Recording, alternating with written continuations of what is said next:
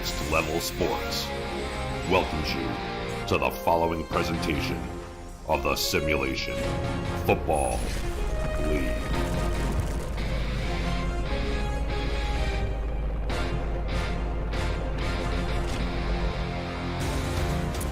Final week of the SFL regular season, and it's all on the line for the Charleston Predators here in South Carolina. Beautiful day, 73 degrees as the Florida Storm have traveled up from Fort Lauderdale to take on the Charleston Predators. My partner today, Ramos Lynn. Ramos, the playoffs are looming over the SFL, and for Charleston, they are going to need a victory here today to get in. Las Vegas also keeping an eye on this game as well as Jacksonville is, as the division title is up for the line. Ramos, everything to play for in this one. Yeah, both teams coming off a big wins actually. 2 possession wins. Florida beating Jacksonville 33-21. And the Charleston Predators decisively over the Atlanta Storm 44-27. It's all to play here, and a couple of great defenses set to do battle.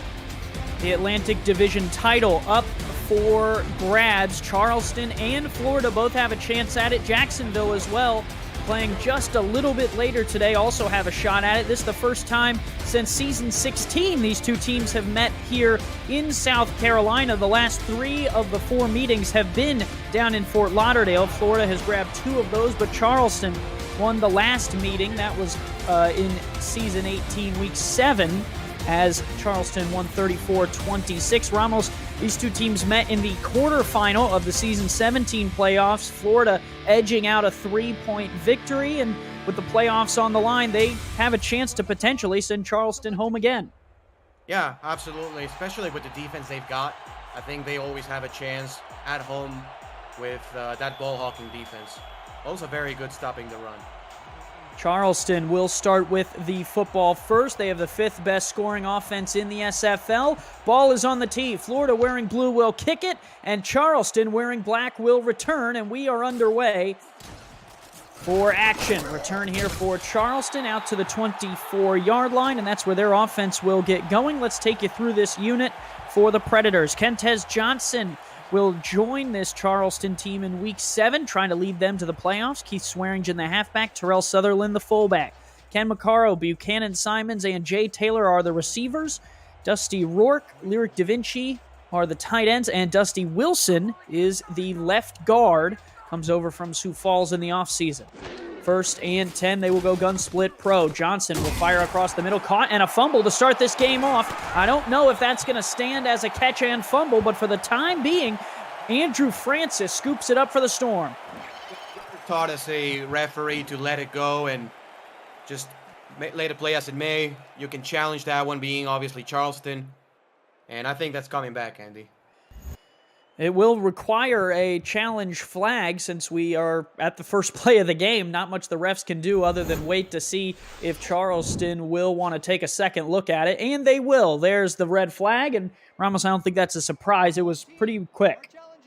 Yeah, I think it's pretty obvious. I think, obviously they showed the replay here in the Jumbotron, and the coaches were ready to throw the red flag. I've seen a couple of these plays this weekend, and important that the refs get this right. An attempt for a one-handed catch, and it bounces right to Andrew Francis. For the time being, a turnover to start this game for Florida. If you're a Charleston fan, not the way you wanted to see this game start off. However, they will overturn that call, and it will be an incomplete pass to start this game off. Yeah, good call. I agree with that call. He catches it with one hand, but doesn't actually make a football move. And the ball just popped loose. So 2nd down coming up. Johnson completing 66% of his passes this season, starts 0 for 1 in this game that Charleston needs to win desperately. They are on the outside looking in the playoff race. 5-step drop here. He's going to float one, and that is caught. Mossing him is Buchanan Simons down the right-hand side for 1st down yardage. A huge play to number 14. Yeah, you just trust your guy one-on-one. Buchanan Simons, the big, tall, wide receiver, going up and getting it. A really good play, and the defense was right there, but just a great play by number 14. Buchanan Simons, a threat anytime he touches the ball to get down the field, has had a little bit of a down year, but in seasons past really has been a threat for this Predators team. New set of downs. They'll give it to Simons again. 2 catches here early. Yeah, getting him involved early. I think it's the right call, Andy, right here with Buchanan Simons. He's one of those receivers who needs to get the ball a couple times early on to get in a rhythm. Simons' career numbers, over 7,000 yards, was an all-star in season 16, 56 touchdowns to his name. They want to make sure that he's part of the game plan today. Here is the first carry for Keith Swearingen. Swearingen almost broke out of that one. Very, very close. Good open field tackle right there by the linebacker, but good job by Charleston so far, and keeping the third down manageable with the I formation here. 3rd and 2 from Florida's 32-yard line. You'd have to think might be on the edge of field goal range for Brad Brechet. We'll see what they do, but may try and pick up the first. Here's Swearingen, left side with a good block. 2 good blocks, and the first down. Forget calling on Brechet. You don't need him when you move the ball to the 32. Yeah, great play, great blocking by the left guard, actually pulling to the left and sealing the edge for Keith Swearingen. And so far, a fantastic drive by the Predator offense. Dusty Wilson on that offensive line was an all-star in season 15, came over first year here in Charleston. Makes the impact there to move the chains down to the 23-yard line. Single back, Florida has a couple guys right at the line of scrimmage. Here is Johnson. We'll flip it out to Swearingen. Swearingen had to readjust, and getting over there in a hurry for the Florida defense was Deontay Stoneville. Let's run you through this Storm defense. Stoneville and Tomaello are the defensive ends. Rhett Sawyer and Alex Dominguez make up the defensive tackle pairing. Stephen Black, Ryan Tobin are the linebackers. Ryan Davidson, Evan Carroll, Adam Jones the cornerbacks. Adrian Blaine, Andrew Francis are the safeties. 2nd and 9. Swearingen out of the backfield will not get much further than the line of scrimmage. Nice job by Tobin. Yeah, really good job, and I think Keith Swearingen just getting a little bit tired here in this drive. On 3rd and 9, this is a passing situation regardless, so I wonder if they take him out of the field, go with 5 wide receivers or maybe 4 wide receivers and a tight end, and try to pick up a first down that way. There will be no tight end. They'll go 4 wide with their 3-star receivers. Dime look here out of Florida. Single back is Swearingen. From the 22, short drop. Johnson fires, caught. First down, Ken Maccaro, the leading receiver, makes his first appearance in this game and moves Charleston to the 9. Great job timing route, throwing the ball to the open guy. As you can see, he doesn't panic, and he just throws it in the zone, in between the zone. And very close from the end zone already, no 1st and goal. For Charleston, their first play looked like it might have been a fumble. They overturned it to an incomplete pass, and ever since then, they haven't looked back. And they'll now line up 1st and goal, but a long goal to go at the 9-yard line. Here is the give. Right side, Swearingen makes one miss, spins again, and will pick up 3. Really good job by Swearingen, just getting, seems like a little bit of stamina boost after that one play, in which he just remained as a blocker pretty much. So 2nd and goal at the 6 coming up. So tough when you are backed up here and goal to go, where you can't really just pound it right up the middle. You kind of have to throw, or at least, get a run play going that's going to get you some yardage. You're too far away to just do a dive. 3 receivers wide here. Johnson, 5-step drop. Going to throw to this near side, and it's tipped away. Nice job out there. Evan Carroll, one-on-one, made the play. Great job on one-on-one coverage, as you said, is press man. And basically every single corner and the linebacker has a guy responsible for. There's a couple of safeties back deep. And it's corner's job, one-on-one on the out route. He has no safety help or a linebacker. Timing is also difficult with that 5-step drop. Now they'll go 5 wide here. Johnson alone in the shotgun. The veteran will take the low snap. He's going to float one towards the back line, and it's tipped away. Carroll again in the area. 2 pass deflections in goal-to-go situations, and Florida's defense holds up. Yeah, really good job by the defense here inside the 10-yard line. They had issues stopping the Predators' offense all the way through in this drive. Very long drive, almost 4.5 minutes, but a good job at the end, and the field goal is coming up here for the Predators. Well, and that line on the back of the end zone becomes kind of your 12th defender once you get into the goal-to-go situations. And for Charleston, being so far away from the goal line, had to kind of throw, and then Florida was able to use that back line to their advantage on some of those passes. Brechet is on. This one is up right down the middle of the aluminum, and that will be a 23-yard field goal to give Charleston the lead on the opening drive. A good drive by Charleston. You cannot get mad at scoring in your first possession, 3-0, against this tough defense, and especially since they themselves have a really good defense, the Predators do. So over-under is 51.5. I would have taken the under before the game. Well, we might be well on our way with that 3 instead of 7. We'll have to see what these two teams have prepared for us. Kick is away. Florida will now get their first chance with the football, and they will bring it out to the 26. If you're new to the SFL, the Simulation Football League combines traditional sports, esports, and a role-playing game all into one. Team strategies are executed in real time by our simulations as these real-life players compete on the virtual gridiron. For more information about our league, you can visit our website at simulationfl.net. That's simulationfl.net. The SFL, we put the fan in fantasy. Florida puts their offense onto the field, and they will start with a handoff, and that is cut down immediately. What a play in the backfield there to shut that play down right before it got going. Eric Hammer, the former Florida Storm player. Yeah, that was not even close. So Eric Hammer sniffs that one out and tackles the running back behind the line of scrimmage, and a great first stop here by the Predators defense, who have a outstanding secondary.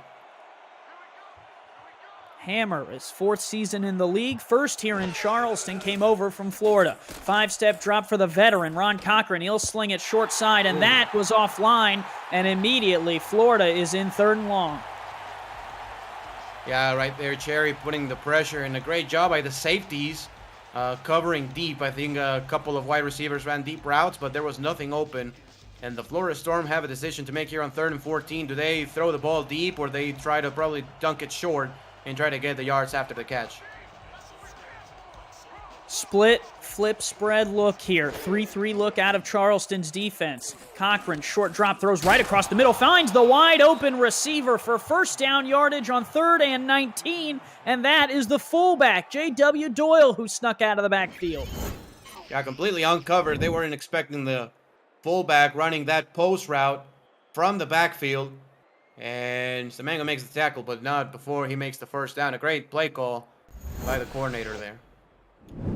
Yeah, very interesting one. And why would you expect J.W. Doyle to be there? That's just his 18th grab of the season. He's averaging, close to one, a little over 1 per game, and he's averaging 8.5 yards per grab. He goes over that on that one. 1st and 10. Cochran fires again, and that one's snatched out of the air for first down yardage again. That one is Veridin Zarkov, his 34th grab of the year. Great throw by Cochran right there in between the zone again by the defense. And Florida is already in Charleston territory. It's two teams dueling back and forth. Offense is trying to get going. Defense is trying to find something on the opening drive to make a difference.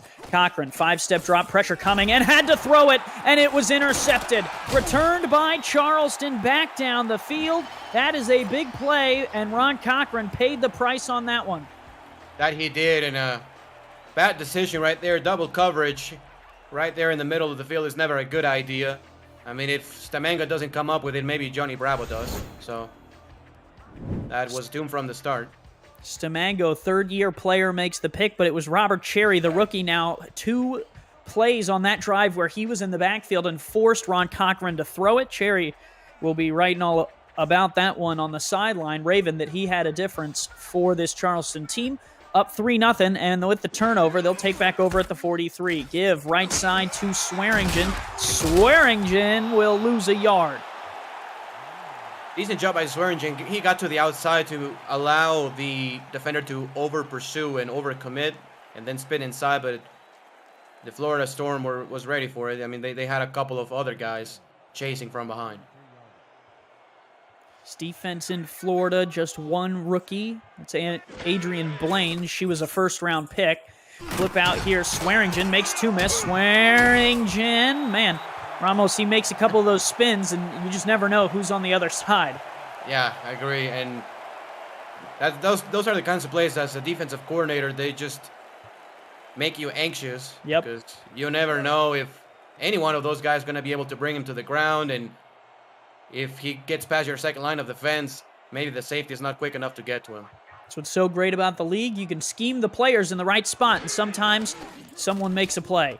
Deep drop here for Johnson. Fires near side, caught and collected. Ken Maccaro, first down yardage.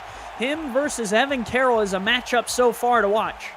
Yes, it is, and I love the play call right there. I love the route run by Ken Maccaro. That's an out route. That's a deep out. Great blocking by the offensive line, and the coverage was kind of there. Evan Carroll not too far away, but a great throw.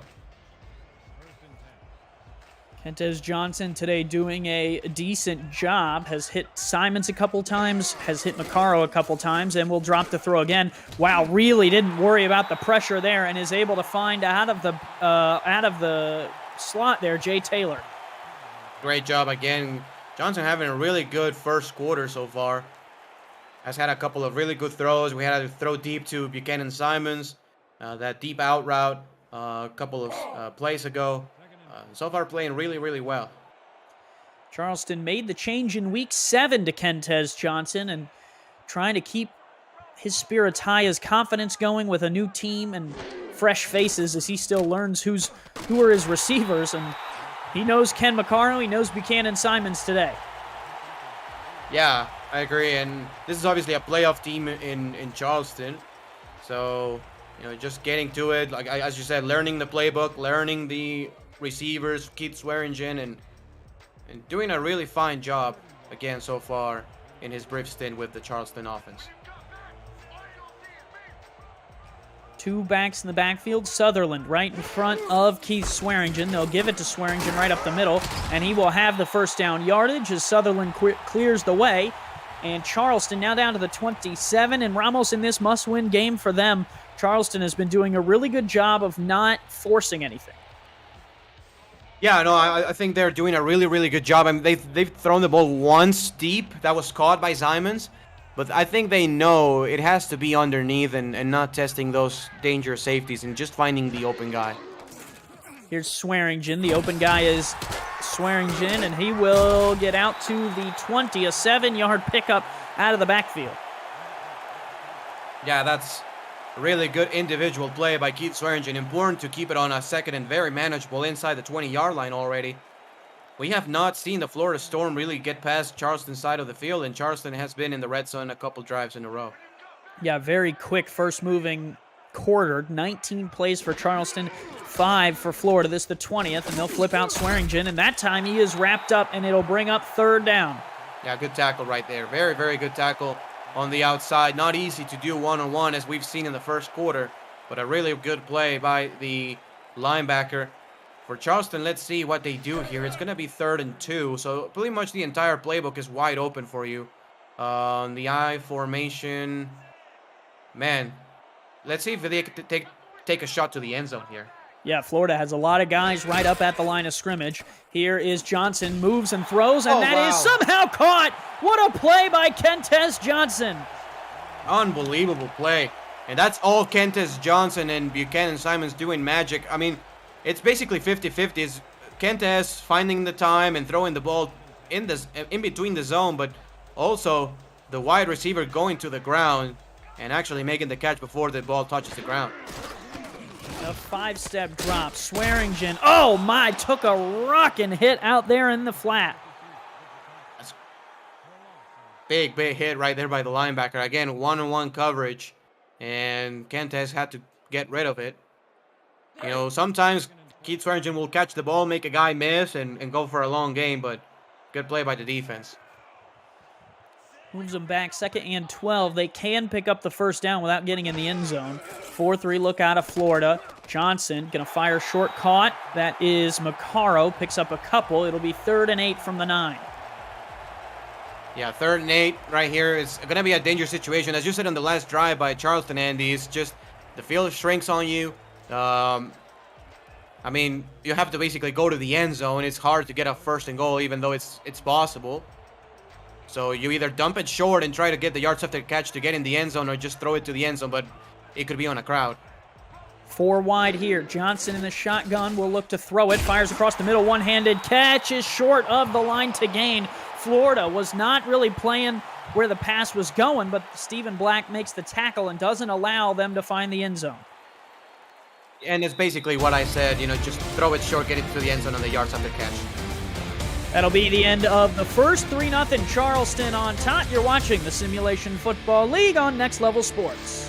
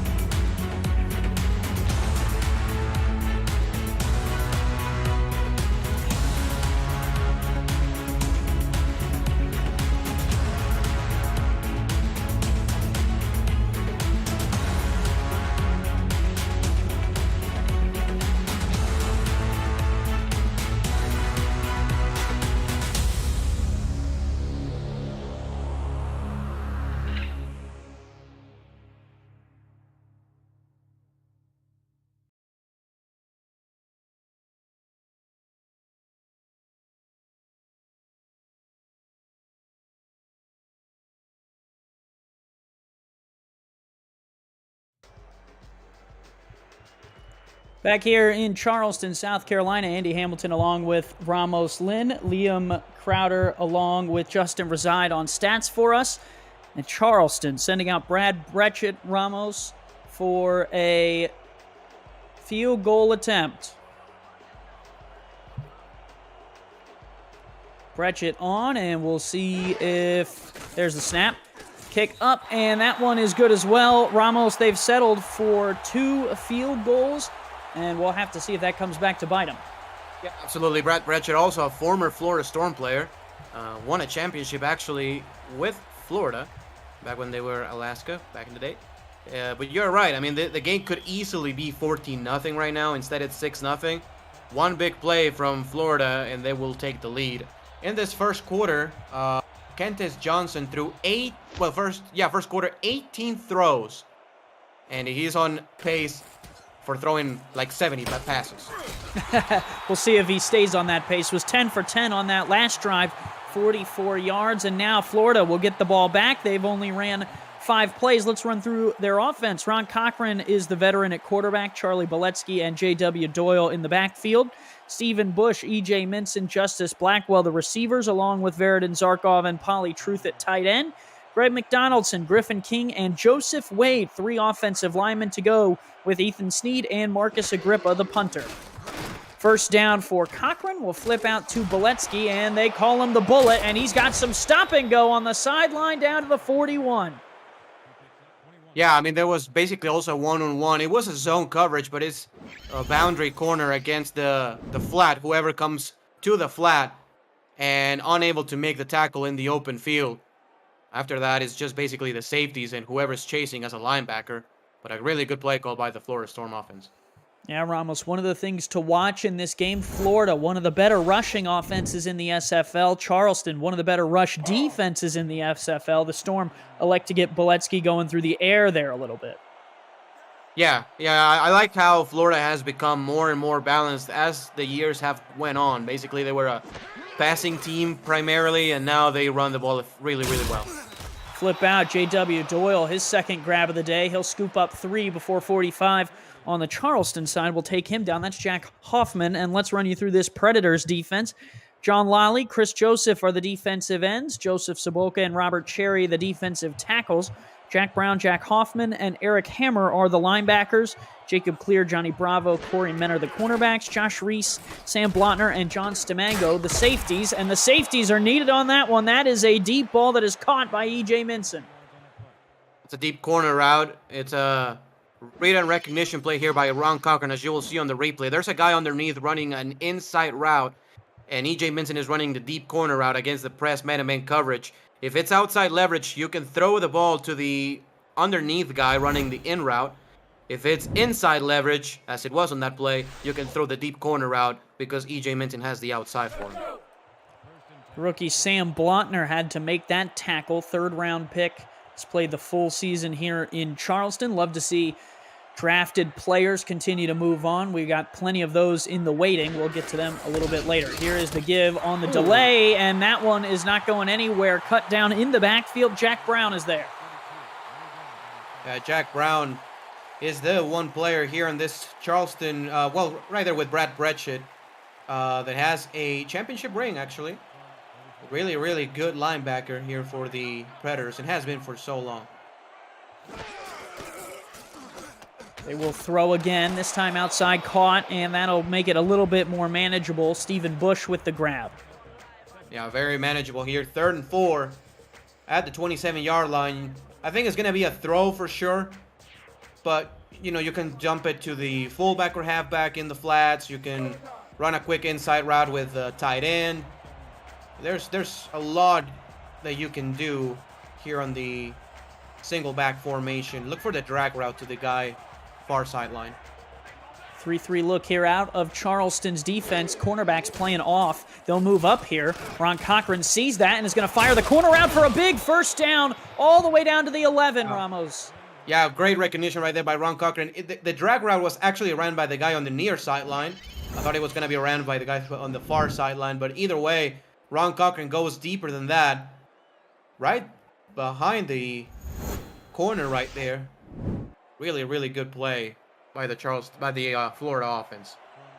Yeah, had 2 deep receivers on that side of the field. Found one of them as the corners dropped into a short zone, and it gave Florida the room to move down here to the 11. Cochran fires outside. J.W. Doyle off the right will pick up 2. The SFL's minor league, the SFLM, is how you at home get involved in the action. Create a player today and get on the field to begin your professional football journey through our website, simulationfl.net. The minor league season begins next Friday, but it's not too late to join. There will still 2 months to get your player ready for the rookie draft that's coming in June, the SFL, where the viewers are the superstars.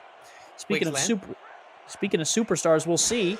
2nd and 8, Cochran looking to throw it. Will fire on the back corner route, and that is tipped away at the very last second. A huge play there out of the cornerback, Johnny Bravo. Yeah, really good play by Charleston. You know, they were running it looked like boundary defense, which is basically cover the sideline. That's normally something you do in a situation where you're trying to play prevent defense almost, you know, to stop those corner routes and those deep goes and everything. A really good play right there inside the 10. 4 wide again for Cochran on 3rd and 8 from the 9. Short drop looking to throw. Pressure coming. Fires across the middle. Caught. That is a touchdown. E.J. Minson is in, and you can put those 6 points right on the scoreboard for Florida. An absolute laser right there by Ron Cochran, throwing the ball basically where the linebackers were, in between both linebackers right there and the safety. It's actually the linebacker Jack Brown and the strong safety. An absolute bullet right there, and not by Boletsky, but by Ron Cochran. Had to buy the time for the receiver to get out in the middle of those 2 linebackers, as Ramos was talking about. Managed to get it done, and the throw was there to tie this thing up at 6 points. And They will have Brad Brechet on to potentially take the lead. Snap back, hold down, kick up and on the way. And with 7:34 to go in the second, Ramos, the 2 field goals for Charleston now beat with 1 touchdown from Florida. Yeah, that's exactly what we were saying. It just takes one play or one good drive for Florida to get full momentum of this ball game, and they just did. Now leading 7-6, but you have to be very, very pleased as a Charleston player or fan with the couple of drives that they had in the first quarter. They were able to move the ball at will for the most part. They just need to clean up their offense inside the 20-yard line. And they will get the chance with their offense right here. They will start off the goal line and bring the return out to the 22. Have you checked out video content produced by our community lately? Catch SFL Crunch Time every Wednesday night, SFL Nights with AJ Stryker on Thursday nights, Say It With Your Chest on Friday, and Netmug can be seen all week long starting at 7 p.m. Every week, our live show schedule can be accessed through our Discord server at the top of the channel listing. Just look for the events tab. You can join our Discord by heading over to simulationfl.net. New set of downs here for Charleston, and Kentez Johnson will have the offense back out on the field.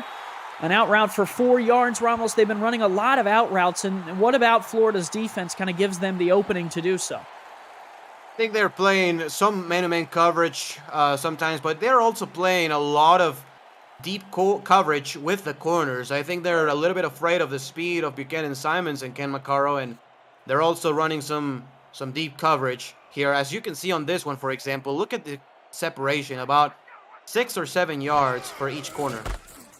They give left side Swearingen just his 6th carry of the day. He's able to pick up a couple, 3rd and 4, and a chance for Florida's defense to get off the field. And it will be really huge for Florida's momentum, to continue to that from that momentum is if they can get off the field here on 3rd down and 4.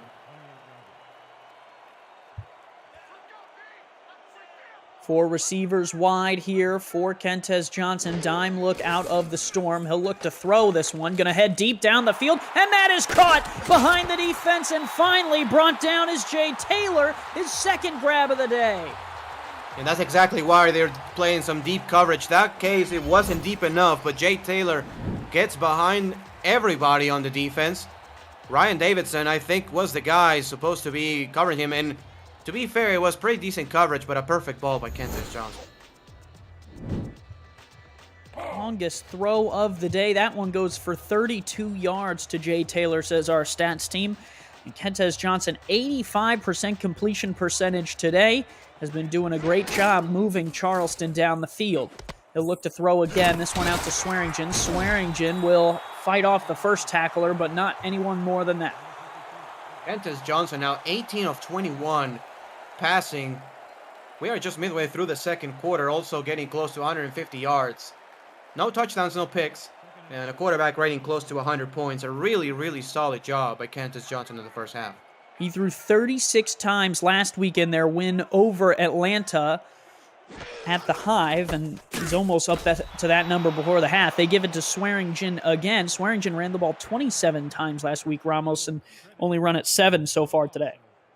To put that in comparison, the Florida Storm defense is actually 8th best in the SFL, allowing only 273 passing yards per game. However, they have allowed 23 passing touchdowns, which is 17th in the SFL.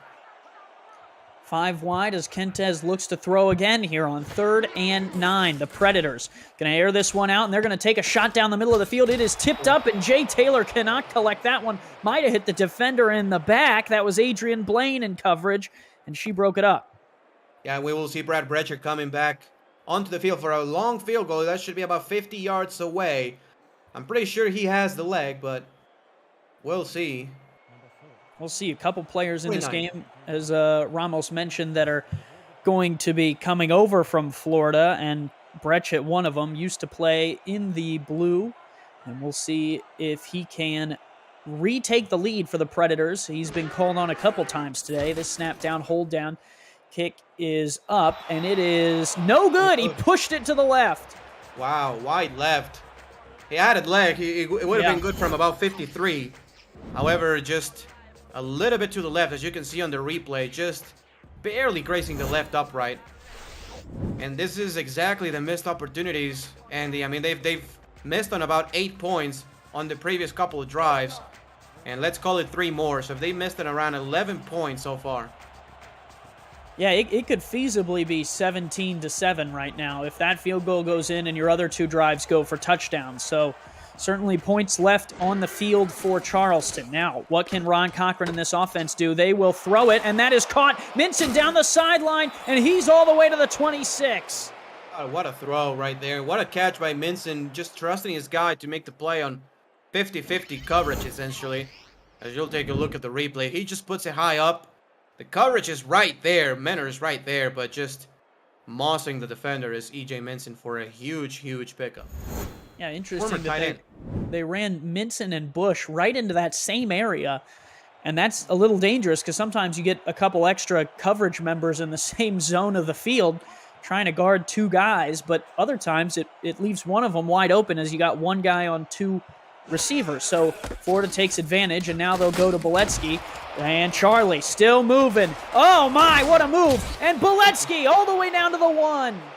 What a great job by Beletsky. Breaking that first tackle. After that first tackle, it was basically open field for him. As you're going to take a look at the replay here, on the left side of the offensive line, we see number 61 getting the double team block on Eric Hammer. And E.J. Minson, again, a former tight end. Very, very knowledgeable how to block. Gets the job done on the sideline. And how about that? The 2 best plays, passing at least, for each team. Former tight ends, Jay Taylor for Charleston and E.J. Minson for Florida. Who says tight ends can't move to wide receiver? Now the give, right side. Beletsky shows off some of the power and will find the end zone. That is another score for Florida. They have jumped right out into the lead on 2 scores. Yeah, showing the power and showing the patience, really. As you can see, that play is normally built to go to the outside. You know, it's an off tackle, but he recognizes the block right behind the guard and gets in the end zone. And for the playoffs, Florida playing for the division. If they win, they'll take that crown. Charleston trying to get a win to keep their playoff hopes alive and their division hopes. They will also keep an eye on the Carolina and Jacksonville game, which just started. You can see that score in the top right corner as we go throughout today's game. And Ramos all to play for, as well as Las Vegas is keeping an eye on this game. They want Charleston to lose so they can make the playoffs. And so far for the Fury, that's what's happening. Yeah, yes it is. Yes it is. You know, Charleston, you know, they're losing by 8, but as we've said a few times, they've played really, really well here in the first half of plays. In the first quarter, the defense was outstanding. And the second whole quarter, they have struggled, but the offense has been steady. And they've gotten in scoring position on every single drive so far. Yeah, still have plenty of opportunity in this game. It is a long one. That's why we play 4 quarters, and Charleston will bring the offense back out. The SFL has partnered with Rare Drop and Rare Drop Sports to advance live events and distribution. Live and in-person championship weekends, rookie drafts, and community events are in the works. Rare Drop Sports' Twitch channel will broadcast 5 Season 18 playoff games starting Saturday, April 23rd in the wild card round. Visit raredrop.co for more info on what the company does for our community, and follow Rare Drop Sports on Twitch at twitch.tv/RD Sports. Give to Swearingen. Swearingen! Oh man, Ramos was 1 block away from pay dirt. Now there was a flag, so we'll have to check on that. I think that's a holding call on the guard. Ramos says it's coming back. We'll see what Ref 62 has to say, and Ramos didn't lie to us. We appreciate that. There you go. Yeah, that's a reason why the middle of the field was wide open. Points off, Ramos. That was the left tackle with the hold, but, you know, left side, I'll give it to you. Then close enough. There you go. We'll cut you some slack in the booth as we head towards the playoffs. Next week, when the playoffs start, is when we need everyone to be on their best behavior and tip-top shape, and we look forward to seeing it. For Charleston, this is pretty much a playoff game, and they will flip it out to Swearingen. He will gain a couple. And Ramos, when you're playing in a game like this, you and I have played and coached in many a season, but when your season's on the line, you're a little nervous to make some mistakes, and you want to make sure that the best plays are in the book. Yes, absolutely. You want to make sure you're as efficient as possible on both sides of the field. You know, you want to make sure you can protect the football, not throw too many picks, and just be able to protect the quarterback, because you know the game is gonna most likely fall on him.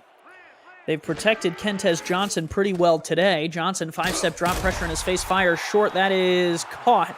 Bring up 3rd and 8. Was able to find Da Vinci there. Yeah, really. Did he catch it? Yeah, he did catch it. It's 3rd and 9. It was like 2nd and 13 or something like that. You know, not a terrible job, just getting a little bit closer and making it still a doable 3rd down and 9. You do have several plays in the playbook for 3rd and 9. You don't have too many for 3rd and 15.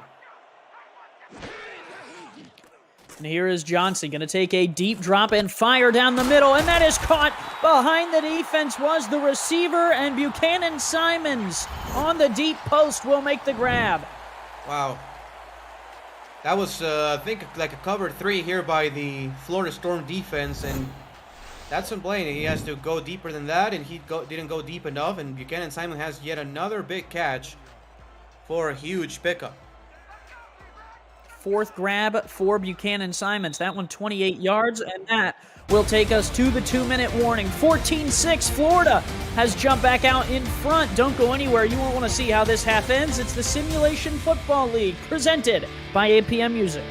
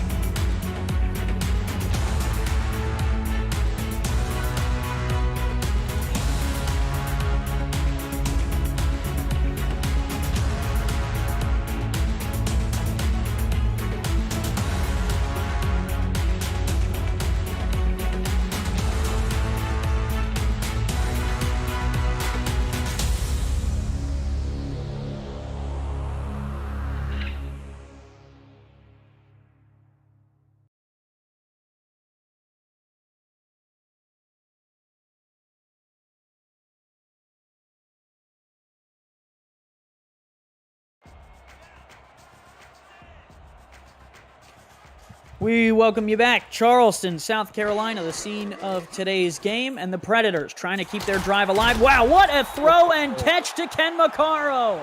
And Kentez Johnson is dealing so far. Like, I know Cochran has played well, and Beletsky has played really well, but, man, despite being trailing so far, Kentez Johnson has been the best player on the field today so far. Somehow snuck that throw under the armpit of the cornerback. And if there's one thing so far in the game that you cannot say that has kept them from being in the lead, it's their quarterback, number 5, Kentez Johnson, 22 of 26, 84% completion percentage, 93.8 QBR. 3 receivers wide here, 3-3 look out of Florida. They'll give it. Swearingen left side with a block. Swearingen, one man to beat. He does the juke, and he's in. Touchdown, Charleston. Beautiful play call.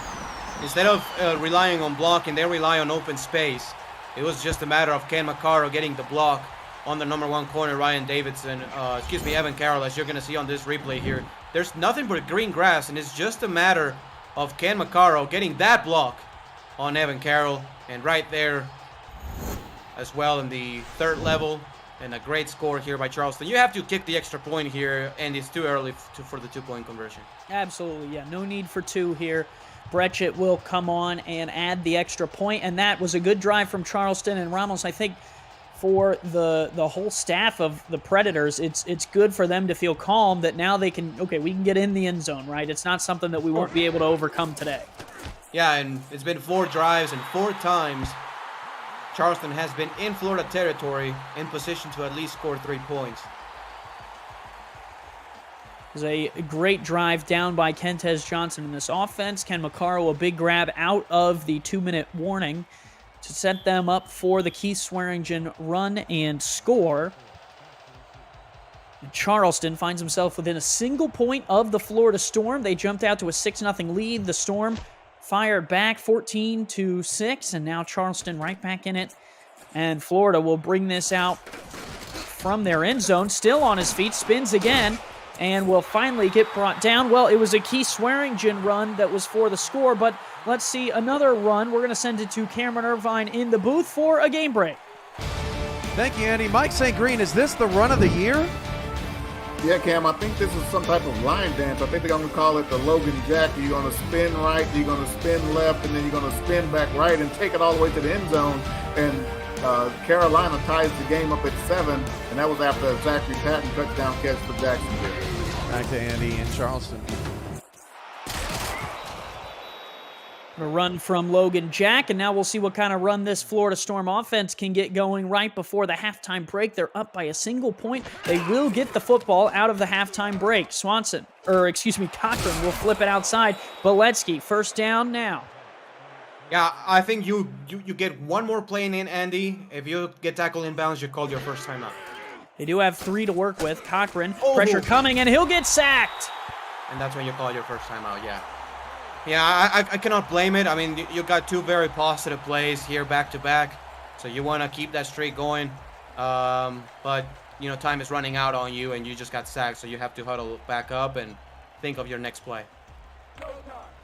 2nd and long here from the 40-yard line. And we'll see what Florida lines up with here. They're going to line up in a strong eye pro formation against a 4-3 here, and Charleston has walked a safety down into the box.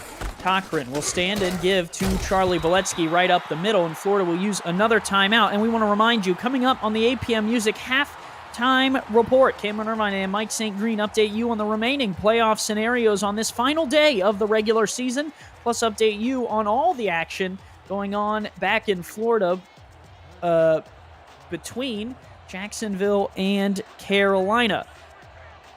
It's all coming up on the APM Music halftime report. 4 wide here for Cochran, who will jump out and throw this one across the middle. Oh, how did he complete that one? Wow. Down to the 37. Some magic from the veteran. Coverage was right there. You cannot follow the linebacker. It's just unbelievable. They will hurry up here. 26 seconds to go. Cochran to throw again. Fires on the corner route and makes a mistake.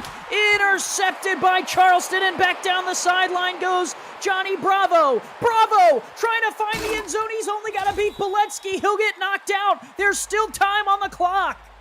There is 13 seconds left, Andy. I'm not sure what do you do in this situation. Let's take a look at this replay first. One-on-one coverage. Unbelievable job right there by the defensive back, Bravo. Just, out jumping the wide receiver. I will not be surprised, Andy, if Charleston puts the field goal unit immediately. Your instinct is just keep your offense on the field and do your thing, but what if you get sacked, lose the ball? I cannot fault you going up at the half. Yeah, they will put Brechet out to try and attempt the field goal. It would give them a full 4-point lead. Snap down, hold down, kick up and on the way, and Brechet will capitalize off of the Bravo interception. 9 seconds left, though, Ramos. I think I would have tried to run one play with all 3 timeouts. Yeah, I agree. I mean, I think both, cases have a compelling point.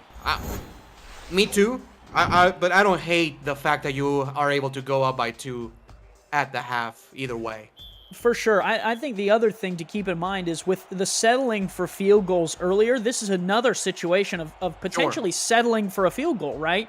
And yeah, if the game comes back, right, and they, potentially find themselves down by a little more than 3, they would have to think that scenario and the 2 goal line stands from Florida were the difference. Yeah, and the missed field goal also by Brechet from 49 yards out. Long field goal, but he had the leg and he's at home, so I think he has to make that one. Though he is 3 out of 4, so it's not too bad so far in this game. And we'll see what Ron Cochran and Florida elect to do with just 4 seconds to go before the halftime break. I imagine they'll keep this on the ground. They will. Here is Beletsky. He'll get cut down, and that will take us to the half. Florida 14, Charleston 16. That is the half. This is the Simulation Football League presented by APM Music, and we will send it after the break to the APM Music Halftime Report.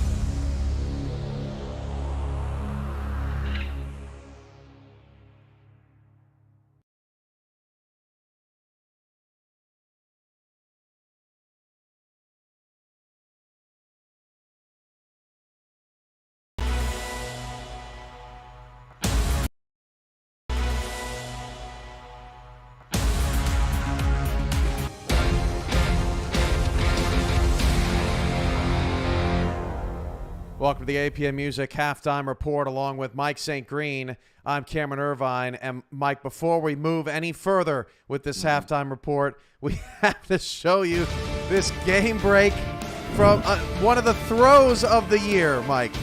Yeah, throw of the year, play of the year, Cam. As you see Matt South on the center here, he drops back, and then couldn't find anybody. He ducks 2 pass rushes there, finds Tony Zoma. He makes a move, takes the ball into the end zone, and man, Carolina up 14-7.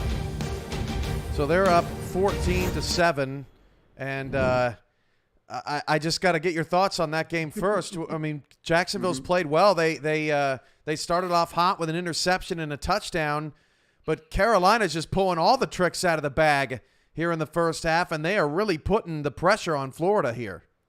Yeah, coming out of the gate, Cam, in my head, I was thinking, well, Jacksonville's up to the task.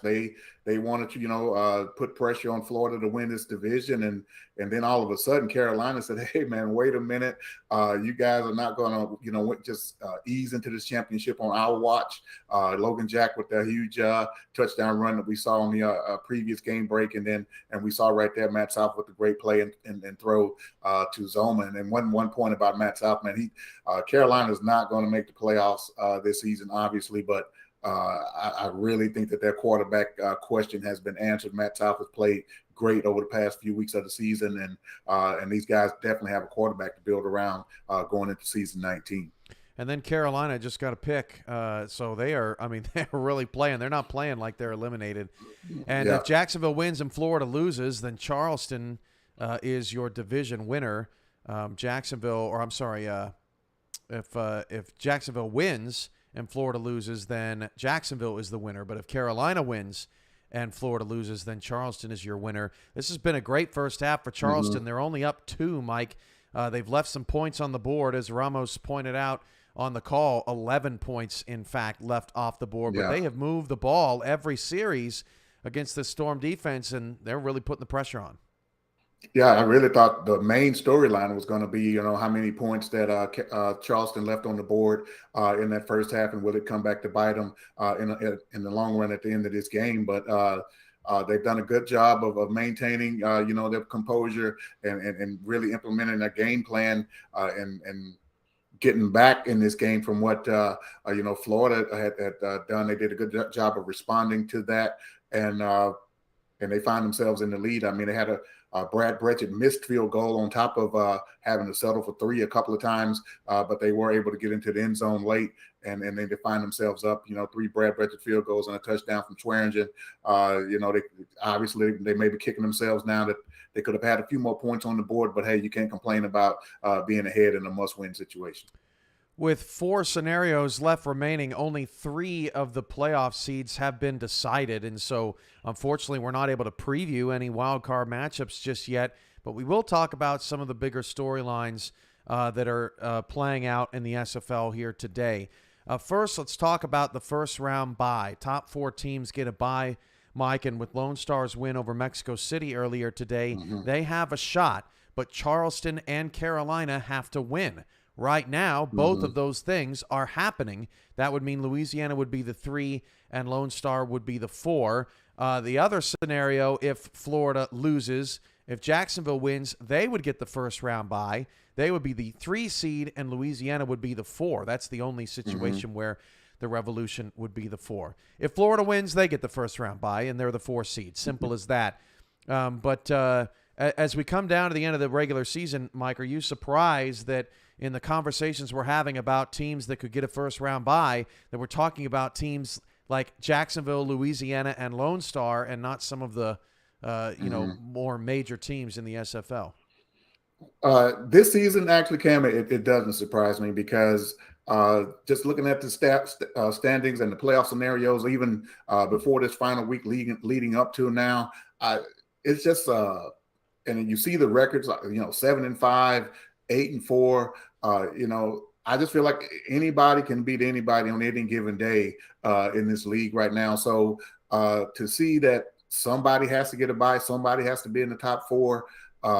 It doesn't surprise me that the teams that we see there now could possibly be there once these 2 games end. It doesn't surprise me at all because that's basically the parity in the league right now, surfacing ahead here at the end of the season. This is how the standings looked coming into the week. Vancouver and Baltimore got wins. They are your 1 and 2 seeds, and then obviously you could see some of the teams we've talked about with byes. Sioux Falls lost yesterday in an upset to Arizona. That hurt their bye chances, but they will have a first-round home playoff game. We just don't know who. Going back to Vegas and Charleston, Mike, it's a shame that one of these 2 teams is not going to be in the playoffs. They've both been playing some really good football down the stretch lately, and some 5 seed is going to have a problem. Particularly now, if Charleston wins, they won't be the 12 seed.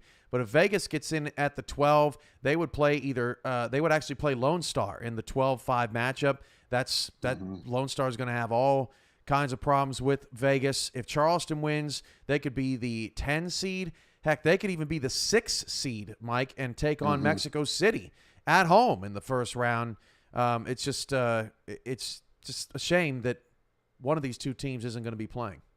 Yeah, one of these teams are definitely going to be disappointing, and as I mentioned a little earlier, that I feel like they're both very deserving of a playoff spot. But at the end of the day, your record, you are who your record says that you are, and if you didn't catch any breaks early in the season that you could have taken advantage of, now you're going to have to suffer the consequences for that. But to touch on Vegas real quick, why you wouldn't want to face this team is extremely explosive. They have weapons all over the field with Robert Johnson at running back. Mason Kirby has been making a huge difference in the receiving game. Doug Britton is a great return man for this team, and then that experience on defense is second to none in the SFL. So you definitely do not want to face this team. And most teams are probably saying, keep these guys out of the playoffs so that we won't have to face them anywhere near the playoff scene. So a lot of people are rooting for Charleston and from that aspect. But and then also with Charleston on the other side of the ledger, these guys want to pound it out. Run Swearingen, short passing game, and come at you very methodical, and then that can cause problems for teams as well. So I can see it both sides, but both teams in very different ways get things done, but both very deserving at the same time. There's a 75% chance that DC will host Tulsa in the first round in an 8-9 game. Neither of those franchises have been to the playoffs in a very long time. So that would be a fun matchup. The only way that does not happen is if Florida and Jacksonville win. They are both losing right now. And if that were to happen, then DC would actually go on the road to play London for the third time this season in the 8-9 game. Lots of exciting stuff to break down once all of the action is over today. Still plenty to decide. Charleston 16, Florida 14. Predators fighting for their playoff lives. Fury hope that the Preds stumble and let them in the 12th spot. He's Mike St. Green. I'm Cameron Irvine. This has been the APM Music Halftime Report, and we'll get you back out to Charleston, South Carolina after this.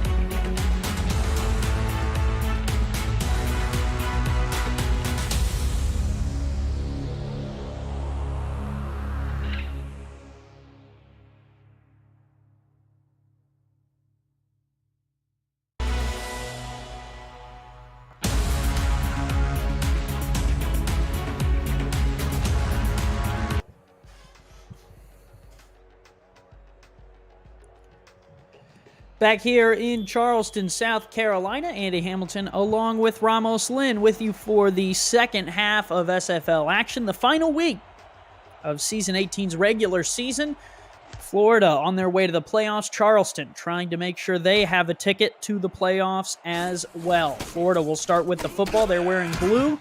Charleston wearing black. Liam Crowder and Justin Reside on stats for us. And Ramos in the first half, back and forth was the battle.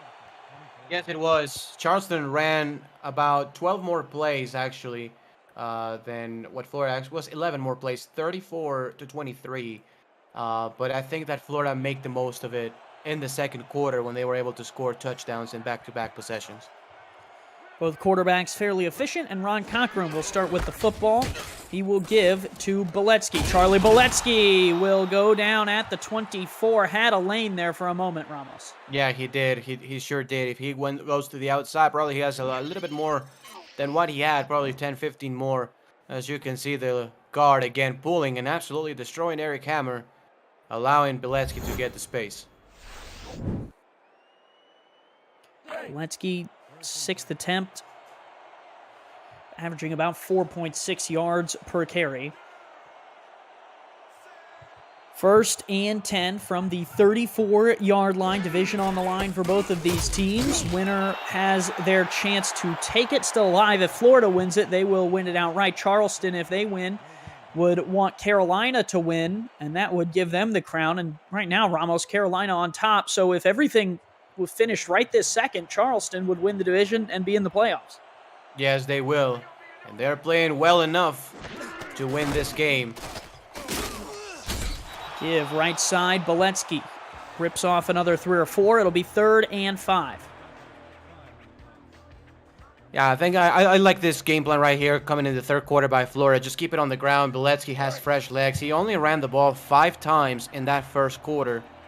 So he is a guy who can easily run the ball 25 times in a game. So there's plenty of fuel in that tank. Here is Cochran. 5-step drop, fires on the corner route. That one is tipped away, incomplete. Charleston's Hammer does a nice job, and Cochran used to have an Eric Hammer on his team, and now Hammer's making the plays to force Florida to punt. Yeah, and we have not seen too many actual full stops like this in this game. Charleston with a very strong first defensive drive in the 2nd half. And we'll have decent field position. Florida will send on Marcus Agrippa to send this one away. 4-time All-Star punter. 5th season in the league overall, only 1 year not as an All-Star. Here is Jay Taylor. Nice return out to the 29, and the Predators have good field position and a 2-point lead. And likewise with Charleston, I will keep the ball on the ground with Keith Swearingen. He carried the ball 8 times in the 1st half, as opposed to 26 passes by Kentez Johnson. So I think it has to be the number 32 show here early in the 3rd. We'll start split backs and the 4-3 look here out of Florida. Give right up the gut, and there is Swearingen, and he is stopped right at the line of scrimmage. No further from there will he move. Yeah, 2nd and 10. Will not be shocked if they just give it to him again, which I don't think is the wrong call. They'll go in the same kind of formation, so they just may try the same play again. 4-3 look again here out of Florida. Only the 2-star linebackers. Here is the give, and Swearingen has more room this time. It'll be 3rd and 5. Florida, nice chance here, Ramos, to get right back off the field, though. Yes, absolutely. It's going to be 3rd and 5, same situation as Florida was just a few plays ago. There's a passing down here for the Predators, and they've had a lot of success passing against this Storm defense. With look for the deep post route here again to Buchanan Simons. Storm 8th best against the pass this season. They throw the out route, and it's incomplete. Was trying to find Simons there, and Jones was out there to make the play. Yeah, good play by Jones providing the hit, but Buchanan Simon has to come down with that one. It hit both of his hands. That was a decent throw by Kentez Johnson, and Florida does also get a stop. And after having a lot of offense in the 2nd quarter, is defense here in the 3rd. Simons, more of a deep play threat, has made some huge receptions and scores in this league in his career, but the outside throw there wasn't good, and now Florida will take over. But before that, let's send it to Cameron Irvine and Mike St. Green for a game break. Cam? Thank you, Andy. Mike, a shocker in Raleigh as the Skyhawks are trying to gift Charleston the division. Yeah, Cam, it wasn't the Logan Jack slide this time, but he did have a little slide step right here as he goes 55 yards to the end zone, and Carolina is shocking the Kings right now, 28-7. Playing the ultimate spoiler, still early in the 2nd, though. Back to Andy and Ramos in South Carolina. Thanks, Cam. Like we have said, Carolina winning over Jacksonville would mean that Charleston alive for the division crown. They're holding on to a 2-point lead, and Ramos, this is about as tight of a division battle as you can get. 3 ways, 3 possible division crowns going out, and only one of them can sit at the top. Yeah, absolutely. And obviously Carolina playing that spoiler against the Jacksonville Kings. They will really want to have this win. They've lost about 12 in a row against the Jacksonville Kings. So they've not beaten them in years. 4 receivers wide here for Ron Cochran. This is an ace quads formation. Cochran fires on the out route there, caught, but no. I think they might have called him out of bounds. I think they did. I think that's an incomplete pass, which was kind of bizarre to see. We'll see if we say it was like the red flag or something. I don't think we will, but yeah, I wouldn't challenge that if I was either side. It's too close of a game for that to be, the one that you kind of plant your flag in the ground on. A 5-yard penalty made it 2nd and 5, that out of bounds, or the 1st and 5, that out of bounds play made it 2nd and 5. Cochran doesn't want anything more than to throw deep, and he's got the receiver trending towards the end zone. E.J. Minson makes minced meat of the Charleston defense and puts 6 on the board for Florida. Yeah, just blown coverage by the Predator secondary right there. I think it was the corner who was supposed to be playing deep in the boundary. We're going to take a look at this replay. Just not there on time. As simple as that. Huge play for Florida as the corner route for Minson has been open multiple times today, Ramos. He's got 3 grabs, or now 4, and 2 touchdowns. Yeah, a big play, Minson right there with 100+ yards. Again, as you said, the 2 touchdowns. And he's been instrumental also in the blocking for Charlie Beletsky. EJ making it look easy, and Florida right now retakes the lead over this Charleston defense as Ethan Sneed adds the extra point. And congratulations to Ron Cochran, over 40,000 career passing yards with that pass, and it was with the touchdown to take the lead. And that is one heck of a way to surpass 40K, is with a big E.J. Minson touchdown there to take the lead and put yourself in the driver's seat of winning the division. So nice job by Ron. Turn here for Charleston, out across the 20 to the 21. The SFL has partnered with Laser to deliver digital SFL player trading cards to its players and viewers, starting this postseason exclusively on the SFL's Twitch broadcast. Viewers every 30 minutes will be issued one of 18 trading cards, or you can buy the entire pack through Laser's store. Visit laser.gg and click the Join Alpha button to connect your Twitch account. First down and 10. Charleston will give it to Keith Swearingen, and Swearingen strung out just enough to be brought down at the 21. Fine job so far on Keith Swearingen by the Storm defense here in the second half. Has been unable to do anything on the ground. At halftime, he had 34 rushing yards. He's up to 39, just 5 yards here and about 4 carries. So they're ready for him. Let's see if they do some slants here. Dime look here out of Florida's defense. Quick drop for Johnson, fires on the slant, and that is caught. Picks up a couple. It'll be 3rd and 3. Finding the open guy, just a easy recognition here by Kentes Johnson, making it a 3rd and very short, very manageable at the 28-yard line. Yeah, the full playbook is open for you. I will pass it here since Swearingen is not having much success. Yeah, Johnson has really been their kind of engine that's kept things going. They'll spread 3 wide and let him throw for it. And he fires a complete pass to, who else? Jay Taylor, the former tight end turned wide receiver, makes his 3rd grab of the day. Good job by Jay Taylor. He did have a very, very long catch here for the Predator offense. Actually, the longest play of the game so far was by Jay Taylor, a 30, well, for the Charleston, a 32-yard pickup. First down again. They'll give this time to Swearingen. Tackle from behind. Alex Dominguez, not much in the run game, Ramos, in his career. More of a sack master, but able to track down Swearingen on that one. Yeah, great the sideline to sideline speed by the defensive lineman. I think that's the most underrated attribute that a defensive lineman can have, Andy, is just that, lateral quickness. Yeah. Kentez with a late blitz coming will fire here on the late out route, and it is caught for first down yardage. Ken Maccaro has ran that route to perfection today. Yeah, and a beautiful throw again by Kentez Johnson. Throwing the football basically across the field. He is standing on the right hash and throwing the ball all the way to the left sideline. Requires a lot of arm strength to get that on target and on time for the out route. Yeah, Stoneville was supplying some pressure there, and Kentez was able to get it away quick enough in order to make it a first down.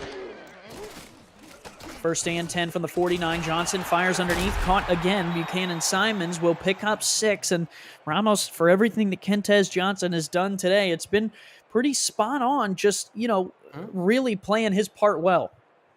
And distributing the football extremely well across the field. Ken Maccaro has been his main target, but Buchanan Simons now with 5 grabs. Jay Taylor has 3 grabs, Vinci has 1, and Keith Swearingen has 8 receptions so far.